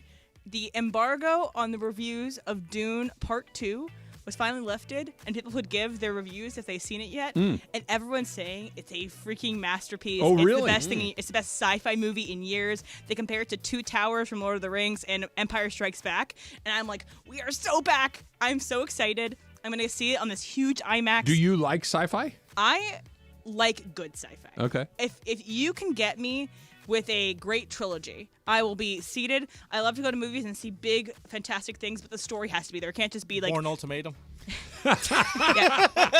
Born Ultimatum right up there with the Pretty good. superstar, actually not so superstar Matt Damon. Pretty great. But I'm super excited. I love a trilogy. Did you see Dune, Slee? I did see it. I don't think I'm as excited, but if it's if you think Dude, it's going to get be really excited. good, okay. Get excited. That's as everybody. excited for something as I've seen you in a while. And she's done good. I mean, basically whatever she suggests to me, I go out and watch. Righteous Gemstones has an interesting side effect. It's funny. Yeah, I haven't seen it yet, so I cannot speak to my own personal experience, but I do know when the certain people that I follow like it, I'm going to like it. I'm Let's also go. a big fan of trilogies, and always the second movie in a trilogy is always the best movie. So get excited for that. Yep. All right, so on Sunday, I'm going to go see a comedian at the Largo, which is kind of like a smaller theater. And I'm really excited to go see it. I love him. He's great. But last summer, I went to Aesop in Silver Lake, and I went to go get something for my for a birthday present for someone else. And I parked on the street, and this car is trying to parallel park behind me. So you know how you like line yourself up and then you go. This car was so close to hitting my car. I was like, what the heck? And I was like, I was like, what are you doing? And then it turns out to be this said comedian No that I'm going to see kidding. on Sunday. Can we say who the comedian is? I don't know if I. Sure. Okay. It's Patton Oswalt. So Oh, okay. I'm going to see Patton Oswalt on Sunday. He almost He's hit my hilarious. car in Silver Lake. And so I should tell Patton this story if I get the chance. So if I'm, in the Largo and I just get close enough to him, I should tell him this story. Travis Fettercap. Fact, 100%, because it's a real story. You know what I mean? It's not Here's what he and other famous performers probably get all the time. Oh, I You're love so your funny. stuff. You're Yeah. so funny. Yep. This is the 10th time I've seen you. I thought you were great on King of Queens or whatever they're going to throw As at Remy him. in Ratatouille. Right? I loved you in Yeah. Ratatouille, right? He gets it all, and I'm sure that feels good. We all like to be told we do a good job. But that's a real story. Hey, you nearly clipped my car backing into Aesop a month or two ago, whatever it was. And I was getting ready to run down there and scream in your face. And then I They're gonna realized be it was interested in you. that, yeah. And then I stopped. He hasn't heard that story. You should absolutely tell it to him. Al? Fact, I think some of my favorite stories of even some of these athletes that are out there, and they got all these podcasts, it's not them telling a story about, in this game we were down 4 and there was a minute left to go and this happened. No, it's when they kind of just personalize their own life and you find that, oh yeah, these are regular people. They're this, that. I want to know people that almost hit somebody that's parallel parking. And the fact that you're going to actually see his show on Sunday is another story in itself. So fact. You got to get his read on Dune because he's a huge sci-fi guy. What if what if she tells him the story and she's like, well, you were too far off the curb. Jorge, what do you think? All right, well, we're on to the next one. Great. So Vanessa Carlton has recently talked about how she wrote her famous song, 1,000 Miles. You've heard it in White Chicks, this song. It's a classic song. It's probably one of her only hits. But, it's one hit wonder. It's great. She said she wrote it about someone she had a crush on when she was at Juilliard. And there's a couple people that were at Juilliard at the same time, and she said it was a famous actor, so she won't say his name. But here are the famous actors that were at Juilliard at the same time as Vanessa Carlton. It was Adam Driver, Oscar Isaac, Anthony Mackie, Lee Pace, and Glenn Howerton. And so whenever I hear this song, I want to think that this is about Glenn Howerton, who's from It's Always Sunny in Philadelphia. But that being said, you would like having a song written about you. Even if you can never say that the song was written about you, can never be sure. You like the idea of a song being written about you. Al, Fact or Cap? Cap. I think it would be awkward for me. Like just or even This is a glowing song. It's a great song. But even if you're kind of trying to put the pieces together, I think it might come down to, do you love the attention? I don't really love the attention or care for the attention, so I go Cap on this. I don't think I would care for that. Trev? Oh, fact, 100% with a very, very big carve-out right here. If the song was I Would Drive 1,000 Miles to Be With You, hell Not yeah! the smallest man who ever lived? Let's go. The smallest man who ever lived? I'll pass on Probably that, not thank that you. one. That's not the one that I need written about me. So if it's a I love you, unrequited love, awesome. The smallest man? No, thank you. But again, speaking back to Taylor, the same guy who's the smallest man who ever lived was also gorgeous. So there's Yeah, well, multiple some things you just don't want said about you. Right. Jorge? Yeah, fun fact, actually. There's a guy, my buddy, Rafael Guevara, who's pinned on my Twitter. He passed away 4 years ago. And when Brenda and I were about to get married, I took her to the studio because he was working on a song that I really, really liked, right? I said, hey, is it cool if Brenda listens to that song? So then I told him we're thinking about getting married and, whatnot. So he's like, you know what? He's like, I wrote that song. We recorded the song. And I want to give you guys that song, and that should be your wedding song. So that became Brenda's and I's wedding song. So there's a song that he wrote. That's he composed, amazing. And then he's like, hey, if you like it so much, he's like, and she's going to listen to it, I want you guys to have this song. This song is for amazing. you guys. And That's we terrific. have our own wedding song. So, yeah. So it's one of those absolutely incredible stories that it's forever. We're going to have that forever. Very cool. Yeah. All right. So I have been really into this podcast called The Wedding Scammer. It's on The Ringer. And so I've been blasting through that one, which is great. So it got me thinking, you've been scammed before. Jorge, Fat or Cap? Absolutely. So, funny story. You guys remember when they used to sell CDs? Like, you can get 80 CDs for like $59.99 and whatever. So my uncle was infomercials. Yeah. So my uncle was best so of the 80s. So my uncle was so excited to buy these, right? He's like, "Hey man, can you help me buy some of these? Like, we gotta get a money order, send it in, whatever." I'm like, "Cool."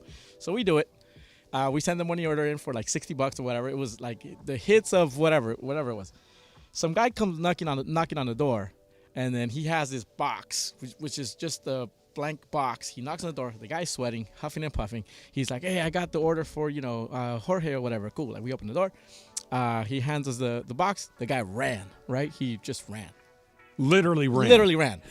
We opened the box. It was a bunch of like just empty CD cases. You know how back then they used to sell CD blanks? Mm-hmm. We got nothing but blank CD cases. And my uncle, to this day, he's like, I'm never buying stuff off of TV ever again. Jeez. So we got scammed like that once. Trev? Yeah, there's one that comes to mind. Unfortunately, I'm a skeptic and a cynic, and so I'm on kind of the lookout about getting ripped off, but this one slipped by me. When we were buying one of our houses, we were told something about a furnace in the house that didn't sound right, that we followed up on, like, hey, is this? And then we got this gobbledygook explanation about how it's this, that, and the next thing. And Susan and I are both like, it's probably fine. It's not a big deal. And it was all BS. And the entire thing After was you BS. closed and After then it you was figured all out. said and done, and we got taken to the hoop to the tune of a decent amount of money. And it was one of those reminders, never trust anyone for anything ever. And that's my operating principle moving forward. Gotcha. Al? I've told the story, right? In fact, I decided to buy jackets at Home Depot and in a parking lot. Yeah, it didn't work out very well. I was part of a... Tell the story again, because maybe people haven't heard this before, so tell the story again, please. All right, so I'm probably, 20, 21 years old, something like that. I don't know what the hell's going on. I don't know what the hell I'm doing. I'm going to Home Depot with a buddy of mine. Some guy literally is... And this was in L.A. Some guy is literally selling, like, leather jackets. I bought a leather jacket. I don't know what the hell I was doing. I still to this Cash? day... Cash, yeah. Yeah, that was not going to be a... You still have it? No. I had to actually... I guess it was part of this whole thing. This was like... There was a bigger story behind it. And this was something going on, like, around Rodeo Drive, where they were just completely faking all these, like, some of these jackets were not real, all that stuff. So they had to keep the jacket because it was evidence. So I'm like, so am I getting my money back, or what are we doing here? How much did you pay for it? $50, whatever I paid for. It was like something. Buddy of mine just reminded me. He's like, remember that one time some guy came in? We used to work at a Denny's. So a guy comes in. Hey, you guys want to buy? Remember the iPod Nano? Oh, so yeah. he comes in with 5 of these or whatever. He's like, oh, that's my last batch. You're just taking $50 each. So me, my buddy, and 3 other waiters were like, hey, $50 each. We put down the money. Yep. As soon as one of us opened it, I waited till I got home, but one of them was just impatient to open it. It was a regular MP3 player. Yeah. No iPod, no nothing. Did you ever get taken by this? There's another one bro. that just kind of reminded me of that is back in the day when you would get actual tickets to sporting events, like paper tickets, right? And you would go to a game or when you're going to buy tickets on site and you're sold out, you're going to buy from a scalper. Yep. And there would always be hey, I got 2 on the third baseline. They'd show you the tickets. The top ticket would be a ticket on the third baseline. The second one would be upper deck. And they're hitting you for 2 lower deck, third baseline tickets. And you walk in and you're like, oh, my, bang, got. Yeah, you ain't finding that person anymore. No, it's never trust anybody ever for anything. That's the takeaway from it. Here's the deal. The Bucks fired a guy that was 32-14 and replaced him with a guy that's gone 3-7. Is that a thing? That's next. It's Travis Lee, 710 ESPN. All right, guys, it's officially back. Fifth Row Fridays presented by BBGO. That's the official game day snack of the Lakers, by the way. And this is the best thing we give away. Fifth row seats to a Laker game. How many times do people come up to us and say, hey, give me Laker tickets? Yes. We don't have them. I don't even have them, but you can win them if you listen every day. And these seats are better than the seats that you and Michael have, right? 15 rows better. Yeah. Michael and I are like row 20. So here's how you win. You listen every day to all the shows and take notes. If you can answer 5 questions about what happened on the show that day, you're eligible to win. And don't forget, on Fridays, your chance to call in all 5 right answers, and you are in the fifth row at Crypto.com Arena for a Lakers game. For free!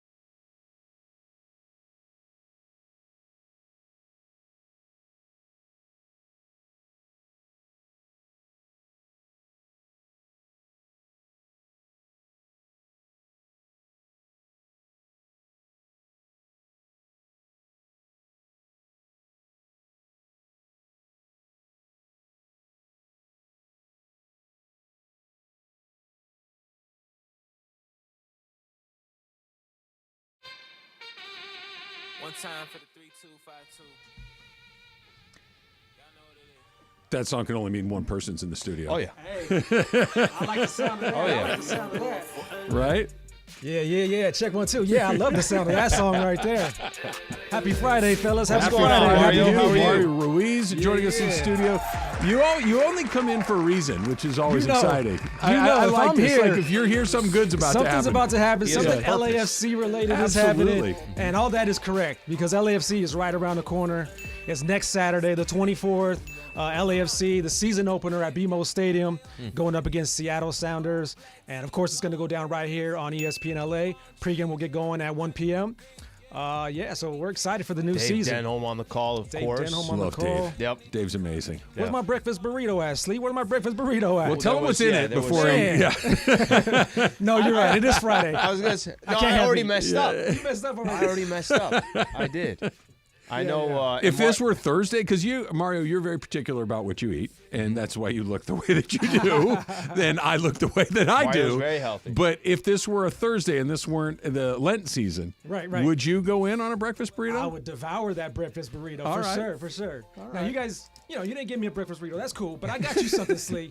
Don't worry. I got you something for the new season. We had to break out new kits, new LAFC kits here. So I got gifts here for the whole show. The whole show. That's awesome. All right. Here you go. We got, let's see, who's this for? Oh, this is for my man Jorge. Oh, yeah. Look at that. The number 10, too. Wow. I'm coming in. He's coming in hot. He's already got the jacket and the hat going Trav, today. this one's for you. Thank you, Mario. Trav got his. My man. Man, I got one in here for Slee. I got one for Jorge's going to be rocking that basically every single day. Jorge's going to be rocking that. There Good you go. looking That's out. for you. That's Good for looking you. out. Emily, I got yours too. You can get in a bit. Yeah. You got it, George. You got it. Big time LAFC Mario, supporter, thank you George, so of course. much. Okay, so that's this the new is kit right beautiful. there, right? It's kind of sleek, right? Yeah. It's got the pinstripes. Now, when you do pinstripes, you got to do it right? It's got to be classy. It's got to be. So here's that's for the cup, right? Can I say this? Yeah, that's pretty slick right there. It makes a big difference. It in sure the logo does. When you put Look at that, star Slee. on The little top star on top for the cup. You and I have talked about this. Of all the franchises badass. that have come in and kind of have done it right, Yeah. has LAFC missed on anything? The color scheme is their own. The stadium is already built and set up, so they have, obviously a place that they call home. Their fan base is very, very well known. Their identity, they found a way to create their own identity. Yeah. They're good. Like, I don't know how you. They're good. That's the part where that's the most important part, right? Because anybody can build. Not anybody can do it, but it was huge to build the brand and the culture, right, of the club, and they did that. But then the question was, okay, how are they going to be on the field? And we're going into season 7 now, and every single season they put a good product out there. They already have a chip. matches the brand, matches the culture. So they're doing You a can lot have of things right. all the culture in the world. Yeah. You can have cool uniforms, cool kits. You can have a beautiful stadium like they do, which is the right size. It's in the right spot of the city, like all those things. Yeah. If the team stinks, good luck. Right. And so what unless did the they product miss on the they field. didn't miss on anything. No. Right. No. They're in a bunch of finals. They got the MLS Cup already. Always, this season here, it was a short off season. We were talking about it in the break here. It was a short off season because, last season was pushed back because of the World Cup. Yeah. And then making it all the way to the MLS Cup final. That ended in December. So it was a short off season. So fans were wondering what's going to go on with our team this year in season 7. And here we are back again with a loaded roster, ready to go, ready to win. Is the expectation cup again? Yeah. Earlier, a couple weeks ago, it was LAFC and Inter Miami. Those were the top two. Oh, wow. Yeah. And that would be a tremendous MLS Cup final. That would be a dream for the whole league. Yeah. For everybody. That would be amazing. So, let's see. Let's get to it. Is this, and I know you and I are not hitting MLS all the time, but I got just a natural curiosity of where the MLS sits today. What is its trajectory? Like where it's growing so quickly, We have a new goalkeeper this year. His name is Hugo Lloris from France. Big time World Cup champion. Went to the World Cup final, the last 2 World Cups. Plays for France, plays, alongside Mbappe, played against Messi, played against all the biggest names, stopped them all. He's our new keeper. And he said that when he got here, he's like, okay, one of the reasons that I came here was because the league is growing so quickly. Stars are coming here. Talent is coming. Young talent is coming here. Older talent is coming here.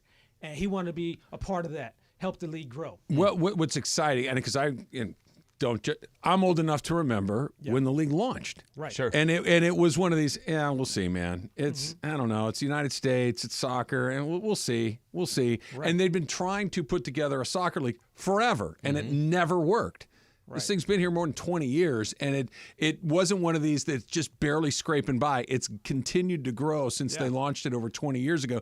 And it's not that American, it's a soccer league, and it's a real one. They play in real stadiums. They have real players. They have real fans. It's not niche the way that it used to be. Too. It's a big deal to have one of these franchises in your city. And the bigger cities, like Los Angeles, have two. Yeah. Right? And it's just that's how you know. It's not just, all right, we'll put one here. Cities like yours, Slee, and San Diego, they're fighting for an opportunity to get one of these teams. They get one of these teams, and it's a very big deal to have a franchise in the MLS in your town as opposed to I don't know if that thing's going to make it anymore. And when it started, that's kind of what it was. These are the right markets. Yeah. Like for LA to have two makes all the sense in the world. San Diego to get one, that makes all the sense in the world. Like these are also, I think the strategy of what markets they go in are the right ones too. There's a youngster LAFC just signed by the name of Dave Martinez. David Martinez is from Venezuela. He's a prospect that clubs all over the world were after this kid. Arsenal was really so outside of MLS, yep. over the world. Arsenal, one of the the bigger clubs in the world. Yeah, go Arsenal. They were going after him, right? He decided to come to LAFC. Damn. That just goes to show you that there's people watching this league. There's youngsters that can come here, get their shine on, get minutes, and then move on to the next step. Help me out with something. So I've been lucky enough to have been given a couple of these previously, right? And so this is the new season coming up. This is the new kid. Like, I understand the etiquette of what you wear to a Dodger game. Like, when you can go a little vintage, when you can go a little newer. Right. What's the etiquette for soccer? Do I go with the newest one? Is that the way to do it? Or can I throw it back to a couple of seasons? Everybody's rocking the new one on that season opener. Everybody, yeah. And it'll be available tomorrow. If you want to order it online, you can order it online. And also, there's a big launch party at BMO Stadium tomorrow, 5 p.m. to 8 p.m., where you can get your jersey customized. Nice. Get the brand new jersey, get it for the whole fam. Yeah, so go check that event. There's going to be, taco trucks and all kinds of, speaking Travis's language, taco trucks. We just had a burrito. We just had That one. was 5 hours ago. Yeah, That on a Mexican Coke, man. That's those jerseys are fresh off the press. That's awesome. These are great. And Will Ferrell, he's a new kit man at LAFC. Oh. Will Ferrell's a new kit man at LAFC. All right. / owner. And George, if you have that cut, George, ready of Will Ferrell, the one of where he's reacting to seeing the jersey for the first time. He's the kit man, and so LAFC put this video together. Here it is. Check it out. Black, the grit of the city, battle-hardened, golden like my favorite graham-based cereal, a bounty from Olympus. Hallelujah. This is gonna make Messi his pants. A little jab at Messi there, and that is actually getting a lot of love on social. Because of course that Messi Will part Ferrell there. can do it. Will Ferrell can do whatever he wants, and it works. Man. And you know what? He's the best owner possible because he shows up to every single game. Does he really? He's there. He goes on the road. There's a story. I was at the MLS Cup in Columbus, and it was the night before, and I'm in my hotel. I'm prepping for the game, and I get done prepping for the game. It's about 10 o'clock at nighttime. And so I look at my phone and I'm like, oh, wow, there's a party going on somewhere here in Columbus in a bar, and LAFC fans are taking this place over. Let me go ask if I can get into this place or go see where it's at. Yeah. So I found out where it is, and I go over there. Me and Cody actually went. We went to this bar, and the place was jumping. The Black and Gold have taken over. Wow. There's LAFC chants. The song that you came in with, George, was playing. The DJ was playing it in Columbus, which is kind of weird. Yeah. And then all of a sudden, Will Ferrell walks in. He jumps on top of a table, just jumps on top of it, and starts leading the chants. And he's just singing. And then he just leaves. After like 2 songs, he just leaves. That's the owner of LAFC. That is amazing. That's the man right there. So now we have both of those. We have that one he's talking about, and then Will Ferrell after, wasn't he DJing at one of the fraternities at one USC? of his sons, at SC, yeah. So and of course, when he showed up at the Keyshawn, LZ, and Travis broadcast. Yes, he did. He walked in the back, like, wait. Is that Will Ferrell? That is? Well, awesome. Complete random. Complete just great. random, just off the cuff. So LAFC Season 7. Getting ready for that. Super excited about that, but I'm also super excited about the pickleball tournament. Let's go. Are you playing? I'm playing. All right. Oh, you're in this year. Who's your partner? You know who the early favorites are? Hit me. Me. Yeah. Me and Kirk. Early favorites. You and Kirk? Yes, put money on that. Okay, but I just want to tell you have to talk to DeMarco first. Yeah. Because DeMarco, he ain't got nothing on me. No, it's Or not. Kirk. It's DeMarco and Kirk played last year together, and DeMarco has his own side of the story. Let me I'll ask fill you a you quick in. question, Yeah. and we'll move on from there. Have you played with Kirk yet? I haven't played with Kirk Okay. yet. But he's a professional athlete, former professional Not athlete. at pickleball. He's not. Really? I don't know. I didn't even see him play I'm last stick up year. for my man. I'm going to I stick up did. for Kirk. Don't Yeah. worry. Look, Kirk's my guy. Hey, Kirk's an Aztec. Kirk, We love Kirk and I have been together for 8 seasons. Yeah. Love him like a brother. Good luck. So my prediction was we are the early favorites, and that ended up being our team name. Oh, there you early favorites. Early favorites. There you go. that's good. It just Mario, stuck. That's good. thanks for these. These Thank are you, Mario. awesome. Enjoy, fellas. Appreciate you. Go black and gold. Let's All right, go. so where they terrific. getting these? You said they can go. It's tomorrow, BMO right? Stadium tomorrow, Okay. 5 p.m. to 8 p.m. You got it. Doc Rivers off to a very bad start or not a very good coach. One or the other. That's next. It's Travis Lee, 710 ESPN. The new Big news, Laker fans. John Ireland here. You can now stream every Lakers game on the ESPN LA app. Don't miss a second of the action with Michael Thompson and I on the call. Plus, all your live and local Lakers talk every day in the palm of your hand. You're one tap away from everything Lakers. You could even win Lakers tickets. Download the ESPN LA app. And bam! Download the ESPN LA app at the App Store and Google Play.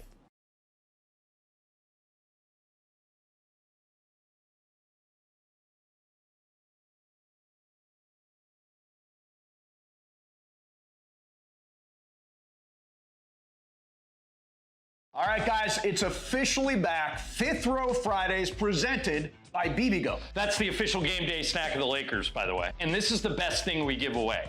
Fifth row seats to a Laker game. How many times do people come up to us and say, hey, give me Laker tickets? Yes. We don't have them. I don't even have them, but you can win them if you listen every day. And these seats are better than the seats that you and Michael have, right? 15 rows better. Yeah. Michael and I are like row 20. So here's how you win.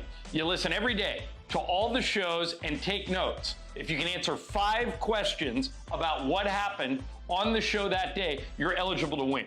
And don't forget, on Fridays, your chance to call in all 5 right answers, and you are in the fifth row at Crypto.com Arena for a Lakers game. For free!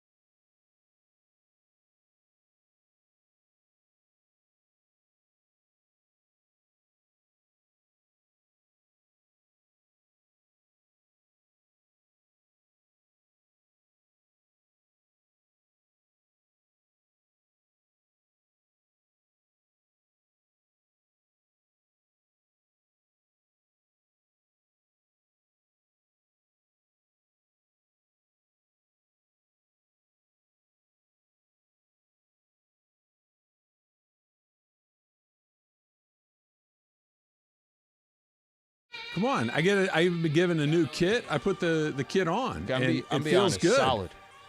It feels good. We didn't go to a game this year. It was the year before that. I think we did the suite with the fans. Yeah, I did go to one last year. Oh, you went to one last year? I just went to Randomly? one for fun. Yeah. I'm gonna go back to what I said earlier. I really do believe this. They don't miss. They haven't missed yet. Do you know how hard it is for a franchise to come into this type of market, start from the ground? They haven't missed. I don't know how they did it. And they're competitive every year. I don't to get the uniform good. right, hire a good designer. To get the stadium right, hire the right architect.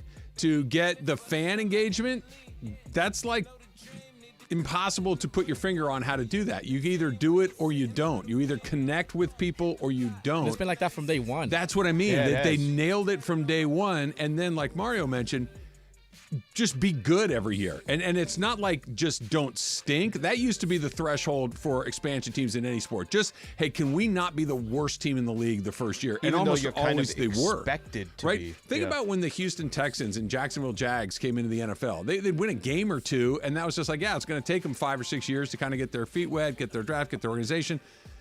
They just showed up and not only have been not bad, they've been really good. They've been champions. They've been to the championship round more than one time in less than a decade. That's not how it's supposed to work. No. Also, 2 finals in the last 5, 6 years. Yeah.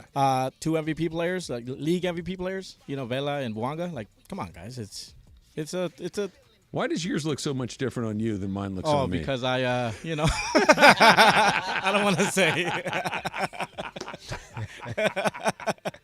It's a neck exercise. You know that.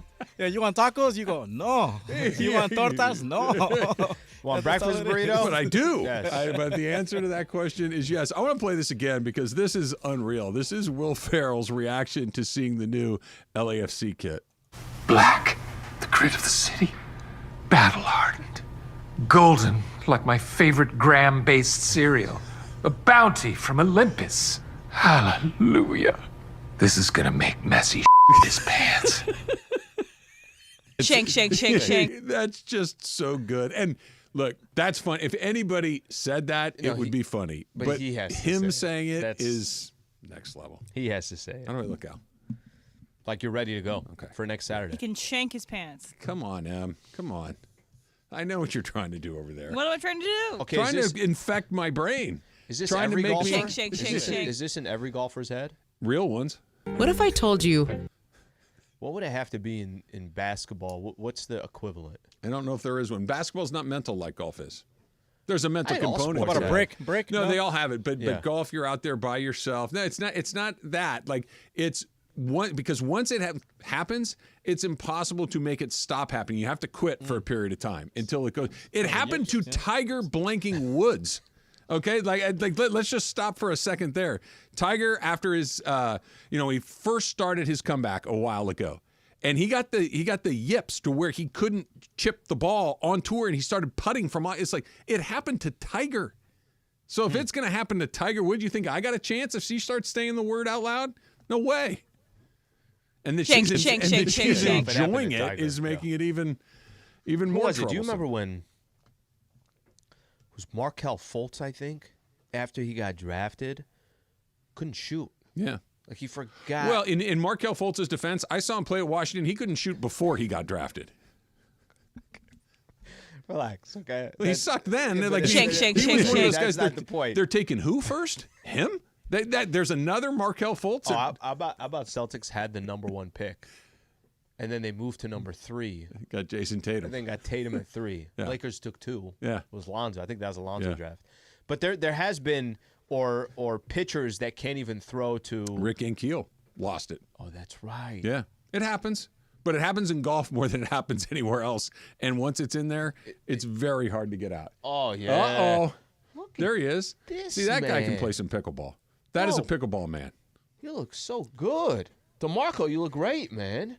That looks like DeMarco Farr's younger, thinner brother. Looks pretty good. Yeah, it looks pretty good. He and Berg coming up in just a little bit. And Emily. And Emily. Emily's pulling double duty. In the big BC. In the big BC. Why is Doc Rivers 3-7 as the coach of the Bucs? The Bucs before Doc Rivers took over were 32-14 with Adrian Griffin. 32-14 seems pretty good to me. I don't know a lot of things about a lot. 32-14 is a much better percentage than 3-7, and I get it. He's new. He's probably implementing some new systems and some things like that. 3-7? No, to be honest with you, I didn't know they were 3-7. I know they struggled since he got there. You guys mentioned to me this morning, 3-7. That's a problem. You know, and I can't sit here and tell you, are the Bucs going to be a tough out come playoff time? Of course they are. I'm assuming they're going to be. I'm assuming that they're going to be. Giannis and Dame Lillard. That's a good start. But why did you get rid of Griffin? You got rid of him is because you thought we can't win a championship with him. So the idea and the concept is, all right, we're going to go get a coach that we think is going to get us over the top. There's no margin for error. We got to do it right now. It doesn't happen very often where you're in season. You got a coach at this level. 3-7. Can I give you some of the losses that they had? Lost to Memphis yesterday. Memphis has nobody. Lost to Utah. Lost to Portland. Like I'm talking about some of the worst teams in the NBA. Do they have some losses? Yes, against Denver, they have a loss to them. The Phoenix, Minnesota. But if you're one of the teams that's supposed to be competing for an NBA championship, you're going 3-7 over that 10-game stretch? There's a team with Giannis and Dame Lillard should not go 3-7 over any 10-game stretch. And then it coincides with Doc Rivers. And then after the game last night, Doc Rivers basically went at least some of the guys saying the following. We come back in this on our set, two guys forget what we're running. Then we miss the shot, and then nobody gets back. That's how we start out the third quarter. That tells you all you need to know about where our heads were. You know, we had some guys here, and we had some guys in Cabo. Okay, it's funny. It's a good line, but maybe the timing of the All-Star break and all that stuff. But this will be weird if the Bucs continue to struggle even after a coaching change. Doc Rivers' reputation as a coach is already a bit of a mixed bag. I know that he won a title in Boston with the Celtics. I know that he's an incredibly popular person, that people like him, that Doc is a good guy, that Doc is interesting, Doc is funny, Doc's good with the media. But Doc also has a reputation of blowing it. Of course. They blew it He's the only one, I think, Philly. to They blow blew it 3-1. in Orlando. They've blown it in the clip with the Clippers. Mm-hmm. They're getting ready to blow it in Milwaukee. Kyle Shanahan of basketball. It kind of, except for he has the one, you know, so it's slightly different, but you can only lose so often with the better team before people are looking at you like, hey, what the hell is going on there? And if you take a team that was 32-14 and all of a sudden you're losing more than you're winning with the same guys, that's a very big deal. How do you take his quote? Because I think there's two ways to take it. I think one way of taking his quote is him trying to wake up his team, right? Sure. Let me call them out publicly. Sure. The other way I take the quote is, damn, Doc, you're kind of pointing the finger at the players. Should Doc Rivers in a 10-game coaching span of the Milwaukee Bucks already be saying, well, it's not on me. Look what this guy did. Look what that guy already booked his tickets to go on vacation for the All-Star break. Right. Or is it better off for Doc Rivers to say, guys, I don't care what happened on the court. 3-7's on me. We were winning before I got here. We're 3-7 right now. I don't want you to look anywhere else. Look at me. Look at my coaching staff. We'll see you after the All-Star break. We'll be ready to go. Now, behind the scenes, he can sit with his players and say, what the hell are you guys doing? Are you guys that uninterested? You could look at it both ways. For me, because it's Doc Rivers, because he's only been there for 10 games, I would want Doc pointing the finger more at him than already calling out a couple people. Publicly embarrassing your players is usually a last resort. It's very rarely a first resort. Mm-hmm. Been there 10 games. Do you know who's coaching the All-Star game? Is it Doc Rivers? Yeah. Doc Rivers is coaching for the Eastern Conference. That's silly. That's just a flaw. Dumbest thing I've ever heard. But it's not. Here's why. The reason it's dumb, do the math. The reason it's dumb is that the best team never fires its coach in the middle of the season.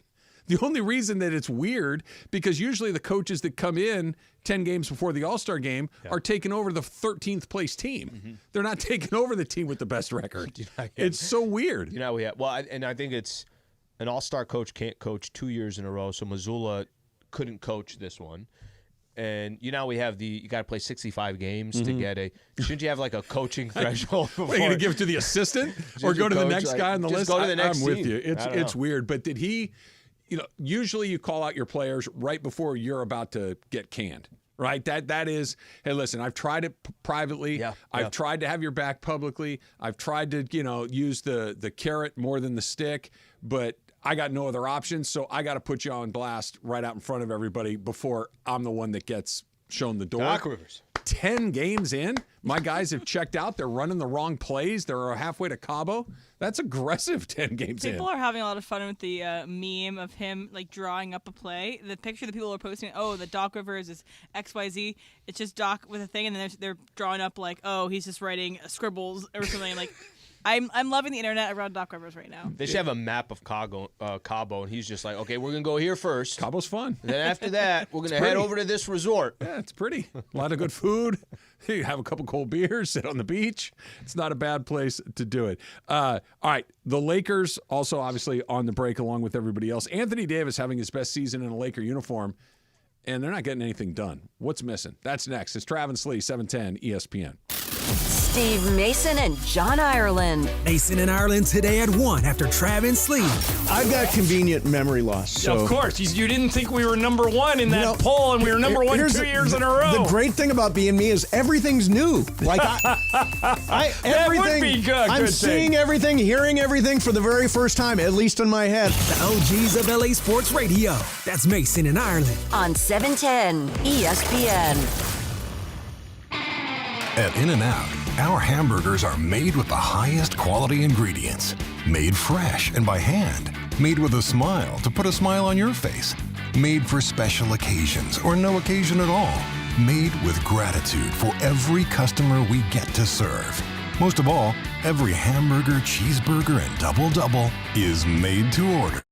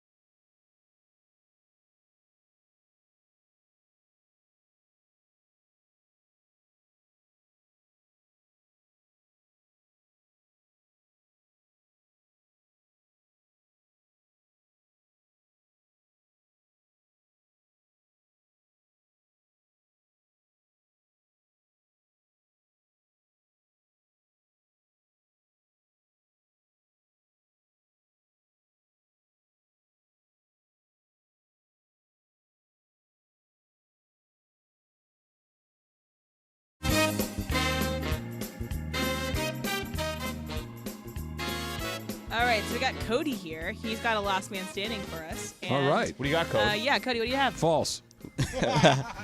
More Taylor. No, I'm just kidding. Drunkest NFL fan bases. Oh my. Top 10. Can you guys guess Speaking the top of, 10? very very quickly, I believe it was the Wall Street Journal came out with their list of the top 10 party schools in the United States of America. Santa Barbara. Anybody want to take a guess who won the top spot? Santa Barbara. Santa Barbara. Go Gauchos, baby. Wow.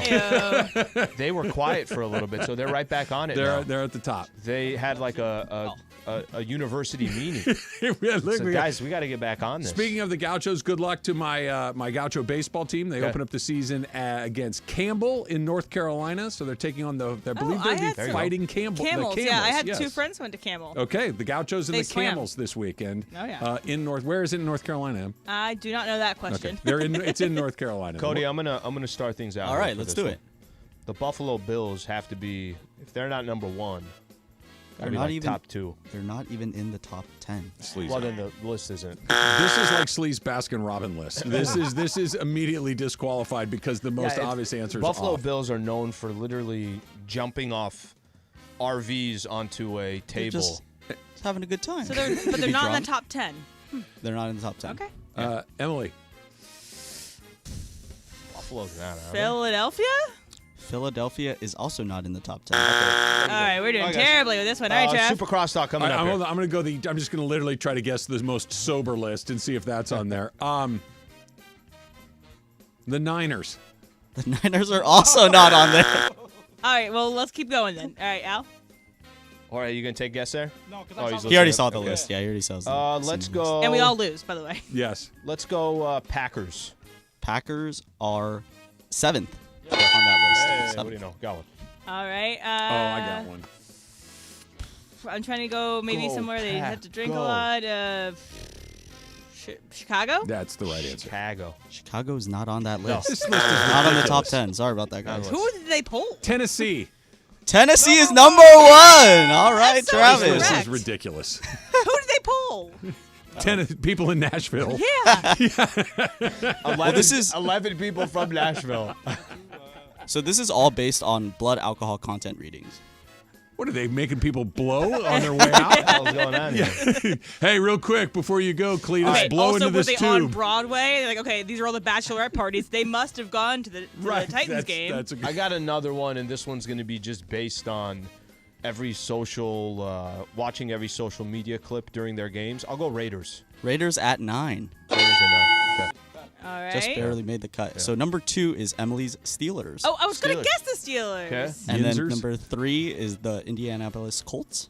I would have never guessed the Colts. Okay. Yeah, not in the same 4, world. the Atlanta Falcons. You gotta read the alcohol level though. Okay. The alcohol level for both the Colts and the Falcons was 0.085. Oh, they're not even That's not getting even high. serious. That's like a beer and a yeah, half. this is So the come on, highest, the Titans was 0.093. Okay, let's get some. Santa Barbara needs an NFL team. Let's get this figured out. Let's get the Gauchos a team. We don't even have a team as a college team, but we need Do you an NFL team. remember? You said Santa Barbara. UC Santa Barbara won. SC was in the top 10. University of Wisconsin was in the top 3. San Diego State, they're out. They were not on it, I don't believe. Yeah, we got something going on over there. Well, Where it's like now it's starting to become more of a. As a proud Gaucho alumni, once I saw that we had won, I stopped paying attention and started drinking. That's what you do to celebrate a big alcohol win. When I was there, I don't know if this is anecdotal or actually true, but I remember it was written in the student newspaper that the Adolph Coors Corporation would test market beers in Isla Vista to see how they would sell because they knew that If they it would hit sell. there? If it hit there, it was going to hit somewhere else. That if they had something there, they knew that it was what is it called? I don't know. I'm not the business guy, but that not stackable. This is going to bother me the rest of the day. Replicable other places, and Santa Barbara was the kind of the beer lab for Coors for a period of time. I don't know how much you changed it, but at San Diego State, they had all these frat houses that were kind of all over the place, which was kind of what made it cool. Slee. Stack. Yeah. They had them over. I know things. I was invited to the Pike House. Did I ever tell you that story? You did. It would be lit if Trav came by. Oh, tell us the story. No, again. it wouldn't. I haven't heard the story. You haven't heard this No. one? So I went to see Kelly for Dad's weekend at San Diego State, my daughter Kelly. And we went to a basketball game, had a great time. They beat, I believe, Wyoming the night we saw them play. Had a great time at the basketball game. And Kelly and I were sitting at the game. And one of her friends, who was a member of the Pike House, said, "Hey, I heard your dad's in town this weekend." And she's like, "Yeah, we're at the Pop's game." coming? And like, it'd be lit if you came by the Pike House. And I'm like, "Kelly, look, nothing has made me happier than to get the invite to come, but there is a 0.0% chance that a 51-year-old man is stepping through the doors at the Pike House at San Diego State." Needless to say, he ended up going, and he left on Monday. It was great. I Stayed a went couple to the days. Sigma Chi house for Parents Weekend. That was gross. It'll be lit if you show up. That's pretty cool, though. It was. Yeah. It was good. He's a nice kid. He's a kid. I coached him in Little League, so I think he wanted to do that weird thing where you have a couple of beers with you. I'm like, no, we're not doing that. You can pull up the YouTube, We have you on YouTube, chugging those beers out. Okay, so if we're going to talk about this, that's what he wanted a shot at the title. Oh. And that because I have an undefeated record, at least publicly, Good rep. He wanted they to go. wanted to do it. I can beat him. I'm like, I don't think you can, but I don't think so you either. might. So we're gonna. They ended up putting right next to VS Arena, which you've been there, obviously. All the frat houses are now just all in this one area. Stacks. There are still a couple that are randomly, but everybody thought, oh, how cool, look how they're building it. And they built it that way so that they can control everything. So that's why I think we're not on the university top party schools anymore. They'll always find a way. Like Jurassic Park, nature will always find a way. An Aztec and a Gaucho will always find a way to create a beer bong and have a good time. It's just our natural setting. It's in the blood. With a chili pot. With a chili pot, right? Whatever it takes to get it done. It's an apple core back in my day, but if you got to use a chili pot. But Titans has never won overall. That's BS. Colts were way too high. Give them something. It's a win is a win. Buffalo, I literally thought when I what said is there to do Buffalo, I'm there? like, oh, it's number one. I thought the Bills, that's like kind of a no-brainer Or the for number Eagles? The Bills, the Yeah, Eagles, Eagles. and the Bears are like drinking cities. This is what you do. It's 11 below in July. It's the only thing to do in these places is to drink way too much beer, and that they're not in the top 10 is. I need a war with these polls. Oh, that's not good. Yeah. What is that? What are you looking at? It's your So, thing that is they're starting to turn around. on me. Shank. Shank, Dan shank. Wynn has Trav holding a club with just straight shank Not shank happening. on his shirt. Not That's happening. Not good. Hot and cold coming up next. It's Trav and Slee, 710 ESPN. Big news, Laker fans. John Ireland here. You can now stream every Lakers game on the ESPN LA app.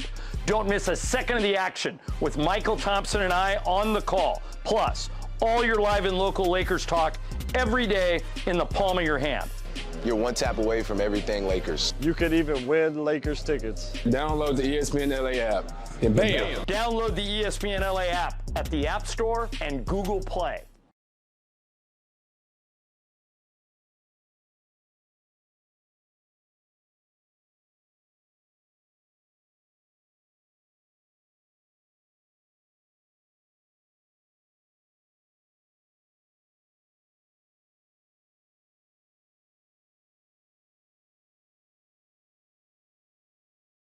All right, guys, it's officially back. Fifth Row Fridays presented by BBGO. That's the official game day snack of the Lakers, by the way. And this is the best thing we give away.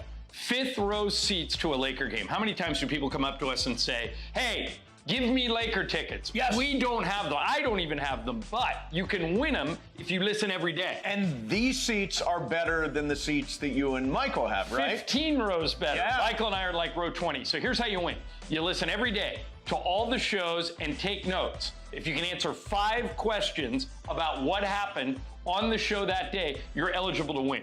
And don't forget, on Fridays, your chance to call in all 5 right answers, and you are in the fifth row at Crypto.com Arena for a Lakers game. For free!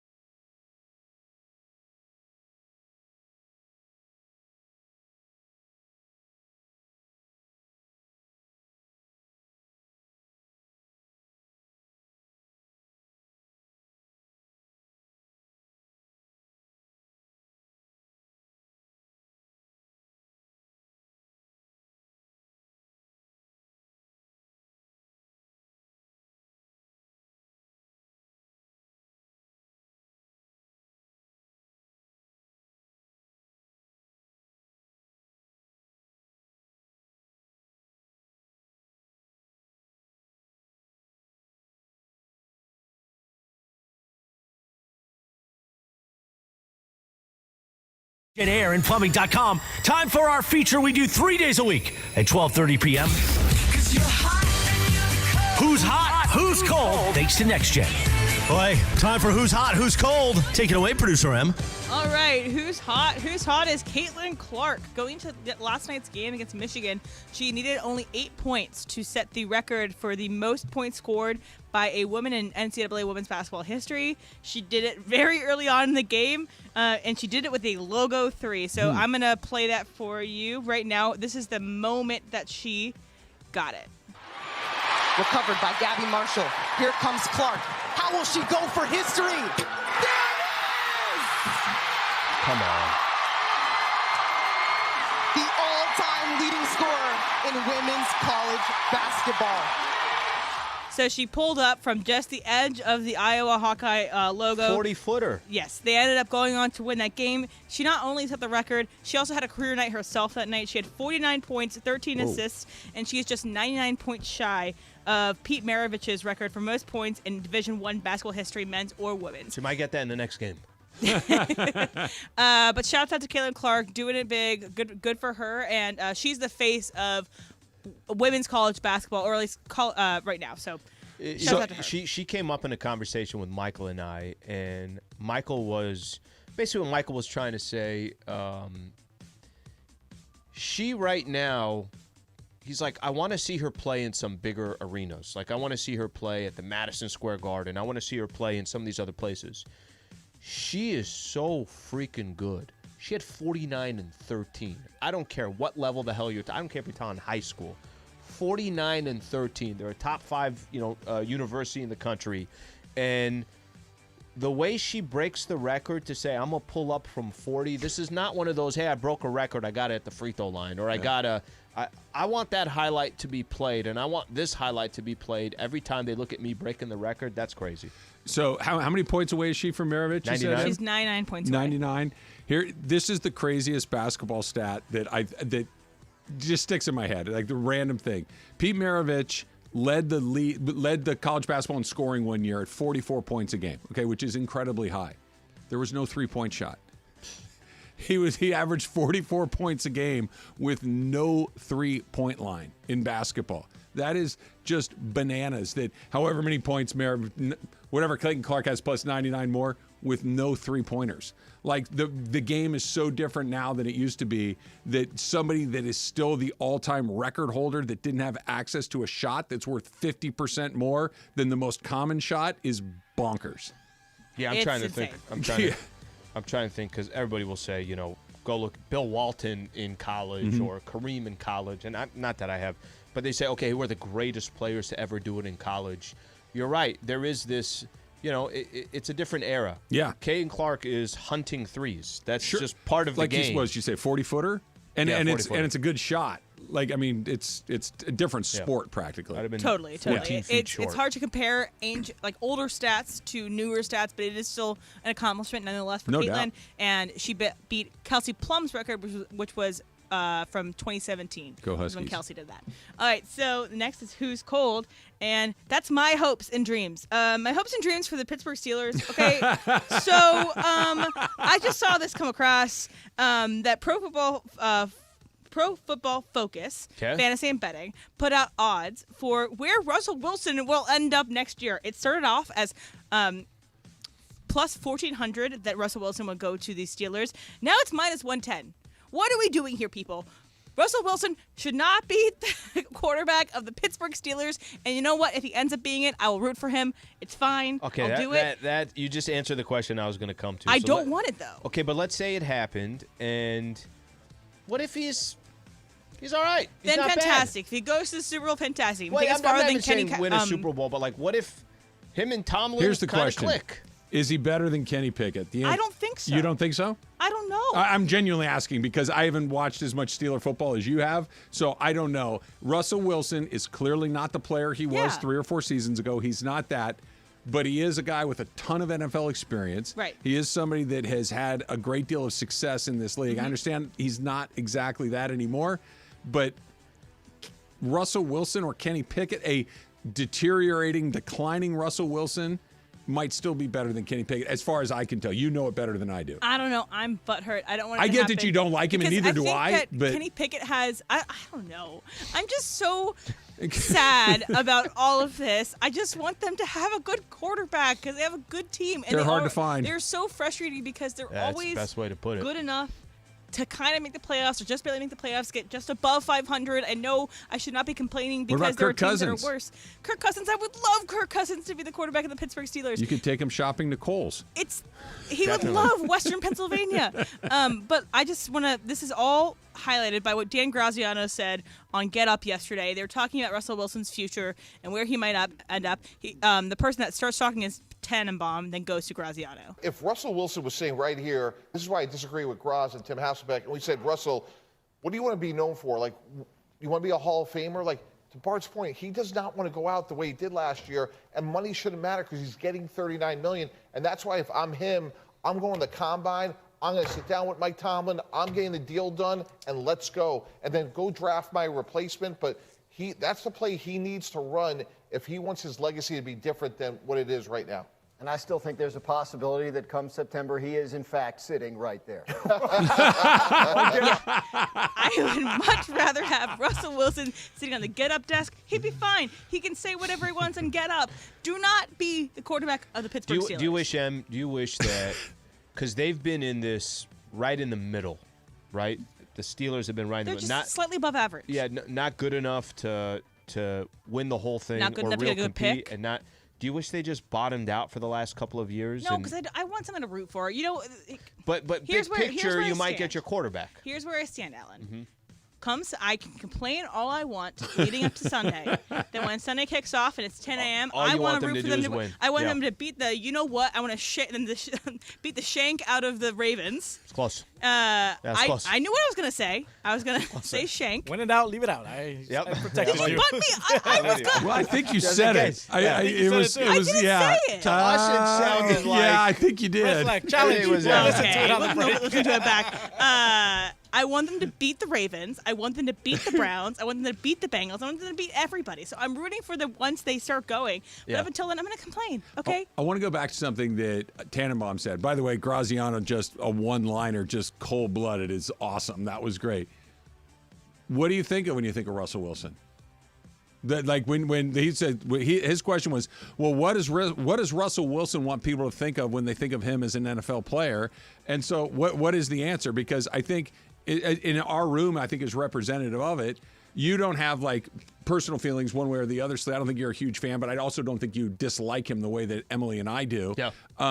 I think of the least sincere athlete I've ever laid eyes on in my entire life. That the guy that threw a game-losing interception, which, by the way, that's just football. That could have happened to anybody. But the reaction of, man, can't wait to come back with the guys next year. 5 seconds after it happened, that's an insane person. Steelers country, let's ride. Right. That is just such the invisible high fives coming out of the tunnel. Like, that's just weird stuff that I can't get back. Great football player for sure, but I will always remember the insincerity.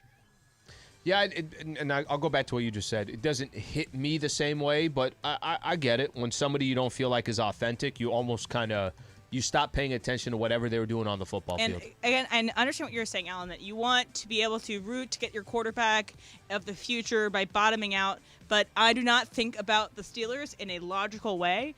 I think about the Steelers and they should win everything, and I want them to be able to root for something. And even in the playoffs, I was like, maybe they'll win one. Maybe they'll win two. Maybe they'll go to the Super Bowl. I'm illogical about the Steelers. Let's rock. All right, here, quick little update right here. But very first, let me remind you, Who's Hot, Who's Cold is brought to you by NextGen, the official AC heat and plumbing company of SoCal sports fans. Call 833-3-NEXTGEN. That's 833-3-NEXGEN. Or visit nextgenaaronplumbing.com. So where we were sitting yesterday, Sliwa, on the 14th hole, right? Mm-hmm. And I kept telling you over and over again that I hit it to 2 feet. I won the closest to the pin contest during media, which is all true. And we didn't see anybody come through all day that hit it closer than Will Zalatoris, who we watched for a few holes yesterday. That's right. Just dunked it on 14 at Riviera. Ace. So we Shank. Yeah. So he just made an ace at 14. So he is inside of 2 feet. He's 0 feet, 0 inches in the hole. So congratulations to Will Zalatoris. By the way, when Tiger hit his shot, you're like, that was good. That was a lot further than I was. I hit it much closer than he did. at least for It's an that one hole observation. on that one time. I've been to, I don't know, probably call it 35 or 40 PGA Tour events rounds. I have seen 2 aces in my life. I saw Jerry Kelly, the hole that I showed you at Riviera with the bunker in the middle. Yep. I saw Jerry Kelly, who played on the tour in the 90s, make an ace there. There were 10 people at the hole, and it was awesome. I also saw Matthew Fitzpatrick make an ace at LACC last summer in the U.S. Open on that 100-yard hole, and place was packed, and it was going crazy. Susan, my wife, has been to 2 golf tournaments, seen an ace. Come on, what the hell's going Just on? not. Sometimes life is not fair. The Dump is coming up next. It's Travis Slee, 710 ESPN. The only thing that made my 3-hour commute from the golf tournament back tolerable yesterday was the Chevy Silverado. We did it in style, we did it in comfort, and we got it from none other than Rotolo Chevrolet. Morales even a few times said, Trav, this truck is absolutely unbelievable, and it is. So if you've been thinking, you know what, I got to go check out those new Silverados. I got to go check out that new Chevy car truck that I've had my eyes on. Get yourself out to Rotolo Chevrolet. It's in Fontana. It's right off the 210 freeway, Sierra Avenue exit. You can't miss it. It's right there. They got every Silverado make, model, color that you can possibly think of. And, of course, they're not going to get beat on price. Great pricing at Rotolo Chevrolet. But what they have there that you're not going to find anywhere else is customer service that is second to none. Dealer of the Year, 13 years in a row, which means number one, which means taking care of people, which means you want to come back, which means you're going to tell your friends. How many times have you said that about buying a car or a truck? Probably not very often. That's why Rotolo is Dealer of the Year 13 years in a row. That's what Mike Capozio insists on every single day. So if you're thinking about it, get out to Rotolo. If you can't get there, go online, rotolochevy.com. That's ROTOLO, rotolochevy.com, and tell them that Travis sent you. All right, guys, it's officially back. Fifth Row Fridays presented by BBGO. That's the official game day snack of the Lakers, by the way. And this is the best thing we give away. Fifth row seats to a Laker game. How many times do people come up to us and say, hey, give me Laker tickets? Yes. We don't have them. I don't even have them, but you can win them if you listen every day. And these seats are better than the seats that you and Michael have, right? 15 rows better. Yeah. Michael and I are like row 20. So here's how you win. You listen every day to all the shows and take notes. If you can answer 5 questions about what happened on the show that day, you're eligible to win. And don't forget, on Fridays, your chance to call in all 5 right answers, and you are in the 5th row at Crypto.com Arena for a Lakers game. For free!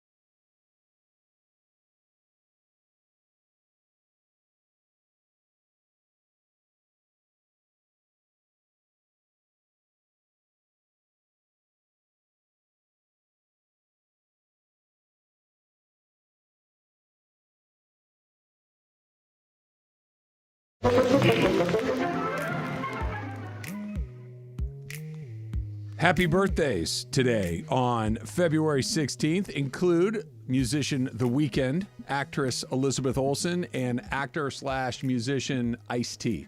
Ice-T went from somebody that was kind of in the middle of the whole, well, you can't say that, right, to he's on network television for 20 years as a cop. It's just that the turn of that one is about as extreme as anything you're going to have. There's a pretty good John Mulaney little runner sketch about Ice-T on SVU. So if you're a John Mulaney fan, I believe it was his first full taped one that's on Netflix. So it's pretty funny. How long did Ice-T have that reality show with his wife? That was a few years too, right? I don't know. Yeah. With his wife Coco or something like that. Ice-T and Coco. Yeah. On that's on Bravo. That's no, done, I think right? it's been done a while. Yeah. So, it's funny. I'm trying to, okay, here we go. He's 34th. Okay, I got a question for you guys. It was today in 1972 that Wilt Chamberlain became the first player to reach 30,000 career points. Okay? This kind of goes together with what we were talking about a second ago with Pete Maravich and Caitlin Clark and just how scoring is so different than it used to be. Obviously, Chamberlain played in an era where there was no three-point shot. And Kareem was the all-time leading scorer for a very long time, and I believe Kareem hit one three-pointer his entire career. So he basically did it. Even though the line was there for a portion of his career, he did it without the line. Steph Curry's the greatest shooter of all time. Okay? Steph Curry is currently 34th on the all-time scoring list, and Steph Curry's a lot closer to the end of his career than he is to the beginning. LeBron James is not a three-point shooter, but has made a million three-point shots in his life. Yeah. Is the next iteration of the best scorer ever going to be a Steph Curry type, or is it still going to be somebody more like a LeBron who gets to the basket, gets a lot of and one threes, that can have a ton of where he's just barreling his way to the rim, or because the game is changing so dramatically towards the three-point shot that if and when the better version of Steph comes along, instead of making 4 or 5 a game, they're making 11 or 12 a game, and that's just the new normal. All right, is this kind of go to the live and die by the three, that you're also going to have a lot of games where you went 3 of 10. Yeah. Or you went 3 of 11. Yeah, but maybe you have somewhere you go 15 out of 18. And it, like if you're averaging 10 a night, because that's not super far off what he's done. Look at the scoring leaders of all time. None of them fit the mold that you're talking about. But I think that's what makes it interesting, because it's the newer. game is there. So it's Bron, it's Kareem, Karl Malone, Kobe, Michael, Dirk. Dirk's kind of an interesting one because Dirk was a player that also took a lot of not a lot. I mean, nobody takes as many threes as some of these guys today, but Dirk kind of had a little bit of a hybrid of I could hit a three, but I could also be inside the three. I have the answer. By the way, I just did some quick math. I have the answer. Can I guess? Sure. Wemby? No, nobody. Because here's what it is. Steph Curry has slightly more than half as many points as LeBron in just 3 fewer seasons. Right? So if Steph Curry's the great, he's got 23,000 points. LeBron has 40,000 points. Get to 40. So Steph has a little more than half, and he's the greatest shooter of all time. Okay, and this is also, if somebody's going to do it, it's with twos, not with threes. This is also the difference with Bron. Steph, remember early in his career, had a lot of his ankle issues? Bron really has not missed. He has not had, where he missed a season or he was out with an ACL or something like that, knock on wood as we sit here. You got to have incredible health, incredible longevity. And you have to play basically 23, 24 years by the time LeBron's all said and done. And play 65, 70, 75 games a year. Right. Because Kareem was really healthy for the vast majority of his career. Kareem played, and he's played in an era where you played every single night. That this is a little different. Where if you play 65 games now, you're a road warrior. I mean, you just keep going. Steph has about half as many points as LeBron James and has only been in the league three fewer years. It's pretty stupid. It's pretty remarkable to think about like that. It was today in 1999 that O.J. Simpson's Heisman Trophy that he won in 1968 was sold for $230,000 as part of a $33.5 million civil judgment against him for the deaths of his ex-wife and her friend Ronald Goldman. This story has so many just things that you're like, oh my gosh, I totally forgot about that. Like everything about it. We were driving, Chris and I, when we were leaving Riviera yesterday, that's where OJ's house was. That's where we drove by. The apartment or the condo? Both. That's what I'm saying. Like, so it just. We did too. Yeah. And Michelle pointed it out. Yeah. And I was like, that's it? That's it. Doesn't look the same. So Susan and I lived not far from there. When we first got married, our apartment was right on that side of town. We would walk down to a bagel place. There was a Jamba Juice. There was a little grocery store down there. So that's what was our neighborhood. Yeah. Couldn't have been less than once or twice a month. Somebody would say, hey, I know this is weird, but could you tell us where the OJ house is? And it was just unreal. Like, you really want to go see that? Okay. Probably still happening today. And both, the OJ house is gone. Completely gone. It's gone. And the Nicole house has been completely renovated. It's not even recognizable from what it is. But Andy got his Heisman Trophy sold at auction that year for I get having a Heisman Trophy would be kind of cool. Like, I don't know, pick a guy. You got Tony Dorsett's Heisman Trophy. Okay, whatever. OJ's? Is that not People super like weird? the macabre. Yeah, and I guess we just stopped being ashamed of ourselves about 20 years or so ago that doesn't exist anymore. That, hey, remember that OJ? Remember that running back that got accused of killing his wife? I got his Heisman Trophy. You want to see it? That's weird. Do you remember when Island was telling a story, and I think there was it Charlie Sheen he was talking about, where he was saying that you just kind of had these random things that were collectibles. It might have been the Buckner ball. I think it was that he was talking about. It was in the bathroom of all Charlie places. Sheen. Okay, so it was in the bathroom of all places. I wonder if there's somebody that just has, you've always said, what I think is so cool, the random memorabilia. Does that fall into that? Could be. Or no? Yeah, I think it does. I think it does, but it's there's the random weird, and then there's the why is that weird? I don't know. I don't want that. I don't want to own that. Weird would be, I don't know. I'm trying to think. A PJ Carlissimo, the sweater he was wearing when Latrell Sprewell attacked him, right? Like that would be the weird. cup that got thrown at Meta when he lost it and went into the Pistons. There you go. Yeah.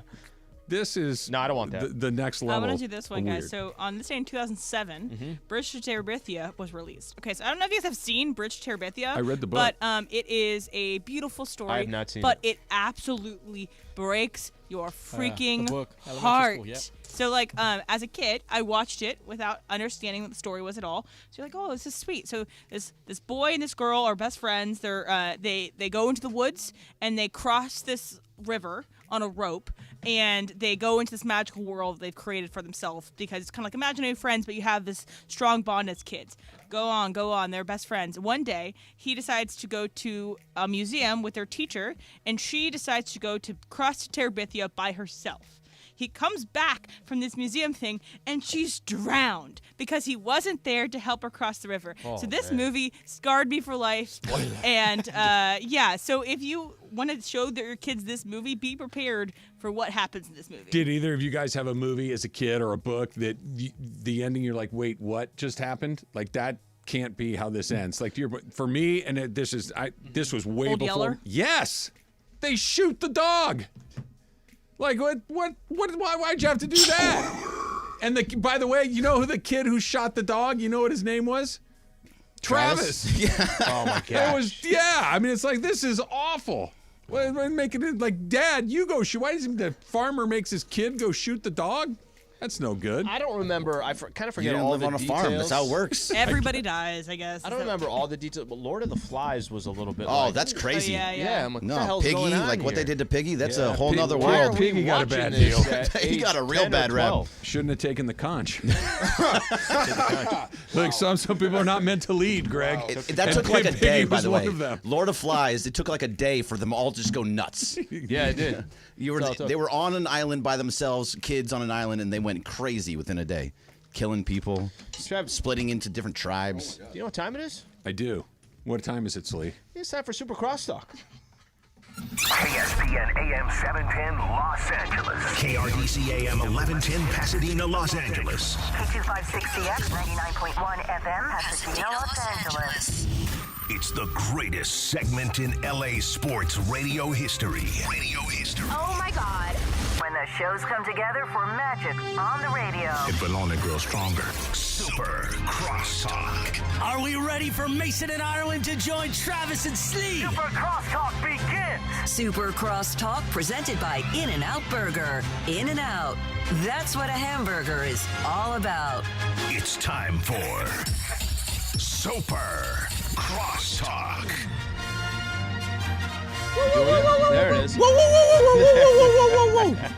I'm not Mason. Mason can do the woos. I don't think I can do the woos. Yeah, no, Mason's a pro at that. Do you know where he got? Has he told you where he got the woos from? So I heard Trav and him talking a little bit about it. Was this the what was he doing? So zip lining in Costa Rica, and the instructors would yell "woo woo woo woo woo" as they pushed you down. Okay. And so he caught on to that, brought it back here, and now he does it all the time. We're ziplining into the show. You ever? Yeah. Wait.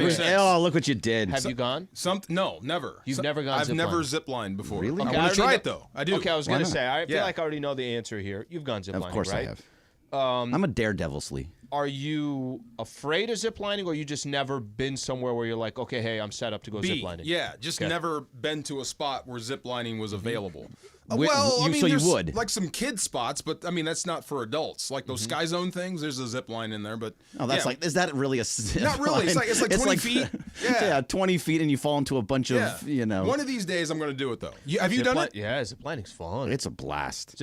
So one time I went ziplining. This was in Hawaii. I'm a daredevil, Slee. And- Oh, you got that Love it. quick. Was that you, Cody? He's not messing Oh, around there. Of course, Are you harnessed of in? course it was. Are you hanging on? Are you harnessed in or what?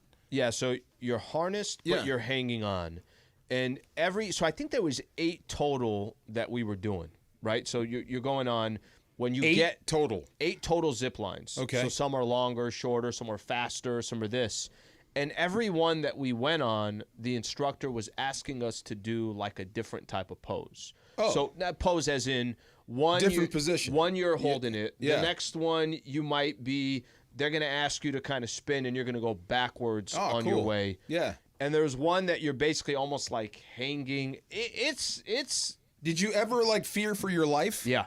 Okay, that sounds like fun. Yeah. You know, I mean, Did you ever it's got to fear be for your half life scary. doing No, Yeah. on ziplining? Yeah. No, absolutely not. You had a good instructor, too. The ones that tell you to do different things, go Yeah. backwards, upside down, They backwards. want you to experience the entire. Because if you just do the same thing the entire time, once you do it once, it's not going to really be that different. No, where was that you did that? I think it was in Hawaii. Was it in Kauai? I think it was in Kauai. Okay, Yeah. I think I went Yeah. to the same place as you. There's a place where they go, and you go like these long distance ones, too. Very foresty. Yeah, very foresty. You go How over far? water. How far? Like miles or a mile or less than I a think mile? one of them was like a half a mile or Half something mile. like No, some- So it's you're gotta up there be- for a no, minute. it's got to be a lot shorter. I'm a daredevil. Yeah, Sleep. it's a lot shorter. I I don't think think there's- it's too That's long. cool. There's you're one- basically on one. Let's say it's 15 seconds. Another one. Oh, okay. The longest you'll be on is let's say 25 seconds. That sounds like fun. Not too long. Good for a first Yeah. date? Well, like- No.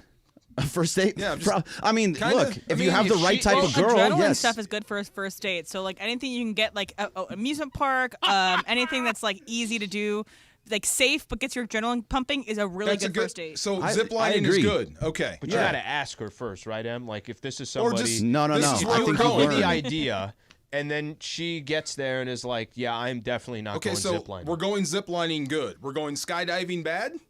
Yes, because Skydiving. skydiving actually has a lot more risk, I feel Okay. like personally, than ziplining. That's a about little more bungee? terrifying. Bungee? That's Bungee worse than sounds skydiving. That's scarier worse than than Worse than skydiving. Have you been skydiving? Once, and it was tandem.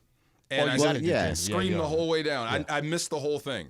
Way back. You know, when the guy jumps when he's on your back? Of course. He's telling me, like, open your eyes and enjoy it, and I'm just screaming, like, get me down. Yeah, it was just terrible. Would So you do that's it again? something. No. You'll No. never do that again. No. I couldn't believe I jumped out of an airplane. It was Okay, stupid. what was Yeah. what was scarier? Because for me, the jump was one thing. Oh, you did it? Oh, yeah. Yeah, I've done it one time.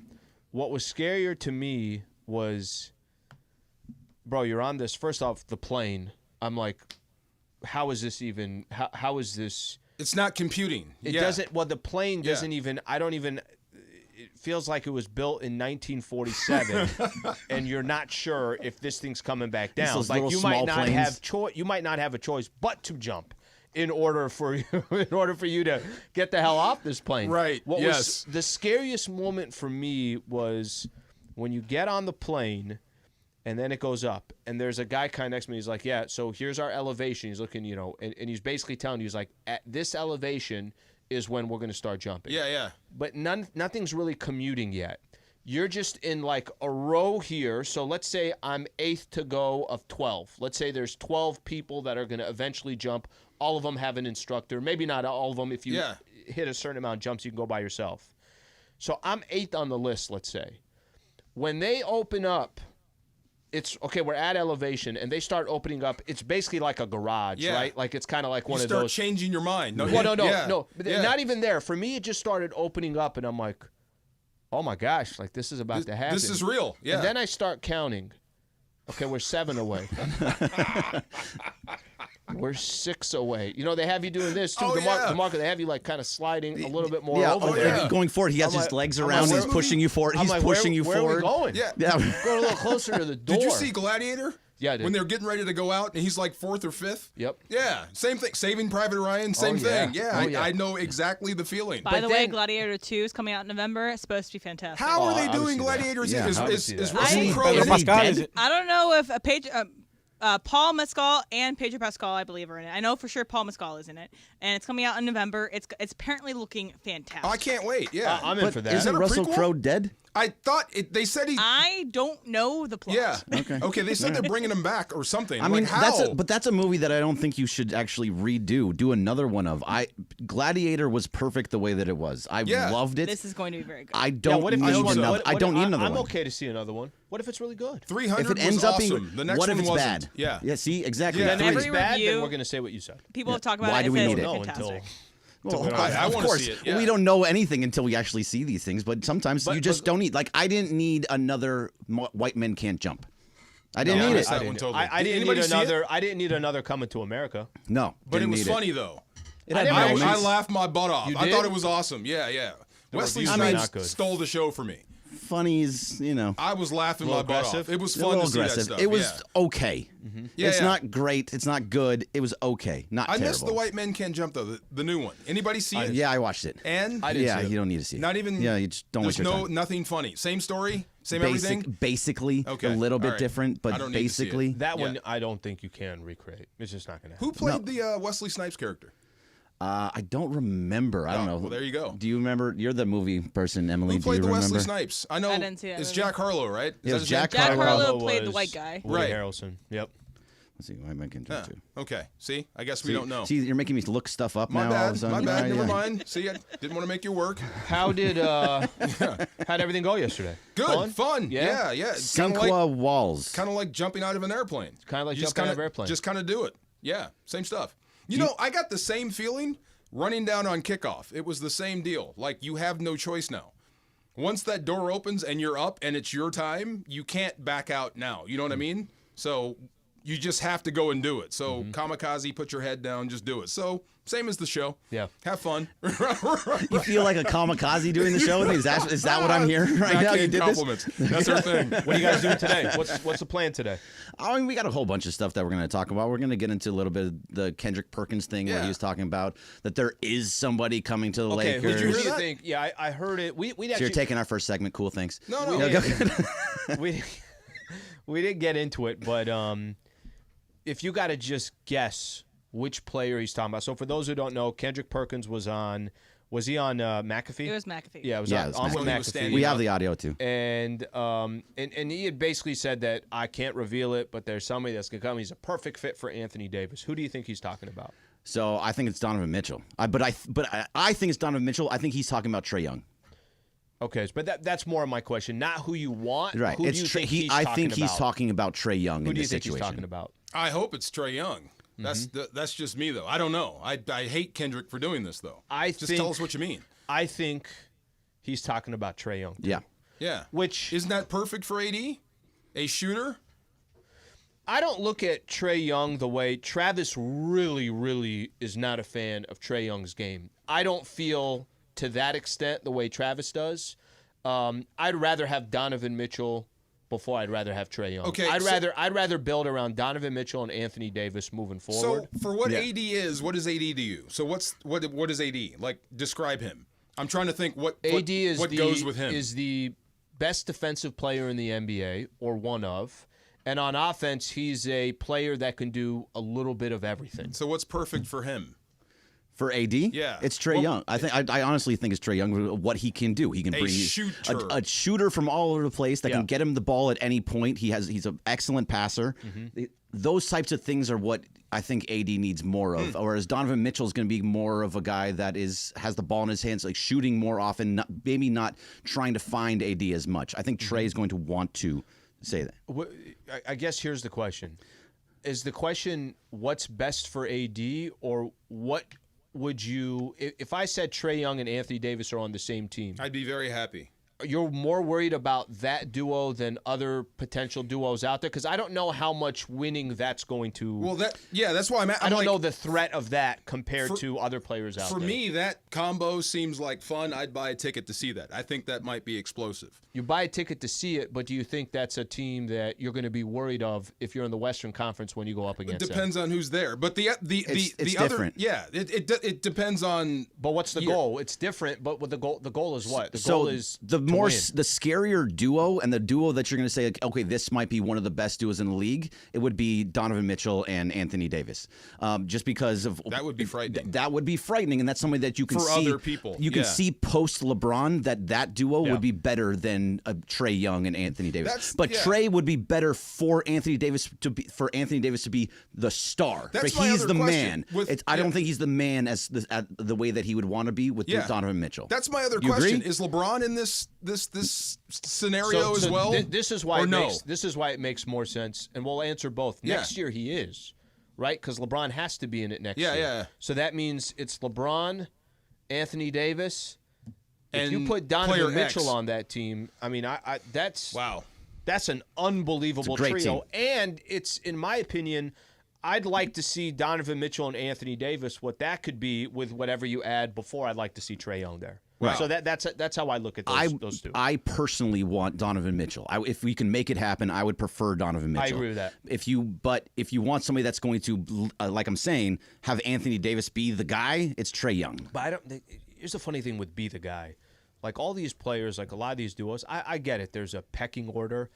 I don't know if I've ever felt like Anthony Davis needs to be the guy. I don't either. But I think his that game doesn't get his goat. But I think his game this year, he's just being the guy. He's not trying to be the guy. Technically, LeBron's still on the team. Yeah. He's just being the guy. It's a two-star system that's working well together, and it is. And it's working really well together. I think that's the same thing as Donovan Mitchell and Anthony Davis in the future. See, I don't think that's Trae Young and Anthony Davis in the future. I thought the point was to bring out the absolute best in AD. And have a complementary piece. Isn't that what? That's what the whole point is, right? Can I give you an example? This year, AD has been. You think there's any Laker fans that could complain about Anthony Davis this year? Like, I don't think there's anything. Complain? No. Trust? He's playing in almost every game. What are we talking about? But trust what you just said. Yeah. Do you trust all the way? No. See, you paused. I paused, but he's given me no reason not to trust him of what he's done this year. His past has given me pause. Yeah. Right? His past has given me the, come on now, he's not going to play. If I'd have told you he's going to play 65 games this year, is extensive. I'll take that in a heartbeat. He's on pace to play 70-plus games this year. And he's changed his game, too. Like, his assists are going way up. He's distributing the ball more than I've seen him distribute the ball ever. He's had triple-doubles. Like, this is not something that he's had 2 this year, and he only had 1 in his career before that. He's as good as he's changing. It's fantastic. Do you guys watch the All-Star Weekend? Or? See, that's funny. Ask him over there. Go ahead. Tell him. Are you out Tell completely? Alan Sliwa what you told me. I don't care about All-Star games whatsoever, and any sport, especially pretty much any sport. I think the baseball All-Star game has some things to it. Well, I mean, because it's an actual game, Slee. This is not a game. You're not watching a game of basketball. Contest. The dunk contest is not good either. No, I'm saying that the game is a dunk contest. Yeah. The dunk contest sucks. I like watching stuff I can't do. So that stuff is all not interesting, and also All-Star Weekend, and some of it's interesting. Okay. I'm not going to sit down and watch it, but I will see it. So you will see it'll all be on over social and social media, on Twitter. I will watch everything. Indianapolis. I will see all of it, and I will have plenty to say about it on Monday with DeMarco. Plenty. But I'm not going to sit on my couch for hours watching these things because they're garbage. Dang. You? No? I'll watch. He's a massive NBA Yeah, fan. I'll watch. You said His garbage, hero though. is Woj. You just insulted him. He loves it. I love it. I'll watch, but I know my expectation. Like, I do think there's a little bit of it's been blown out of proportion. People are watching the All-Star game on Sunday, and they want it to be the Bulls Pistons in the I'd late like 80s. it to be. I'd like it to be a little more competitive. I'm with you. Just a little more. I'm with you on that. But Play you're also some defense. I'm with you on that. But Get in you're front of a also- guy. That's not what it's Your for. expectation can't be that these guys are going to. I'm with you. I'd like to see that. Yeah. I just don't think. When it's did gonna it get ever so happen. laxed? Because it wasn't the last always- couple of years. The last couple of More years. than that. It's They gone went- ridiculous now. No, Yeah. I mean, the Elam ending I thought was cool, but now they've changed it so that nobody wants to do anything. Guys literally move from the paint and say, "Go ahead, you can just do whatever kind of dunk you want." Yeah. Like they Bro, put their hand out and say, listen. "Go ahead." Your producer Go said ahead. rap, so I'm gonna rap. Okay, hey, That's listen enough. to your producer Get 'em, Sleep. always. That's enough, man. All right, Super Where you Cross going? Talk is brought to you by In-N-Out Burger. Always fresh and made to order at In-N-Out. That's what a hamburger is all about. Greg Bergman, DeMarco Farr. Zipline. Everybody else See coming ya. up next. Stay right here. This was the Travis and Sliwa Show on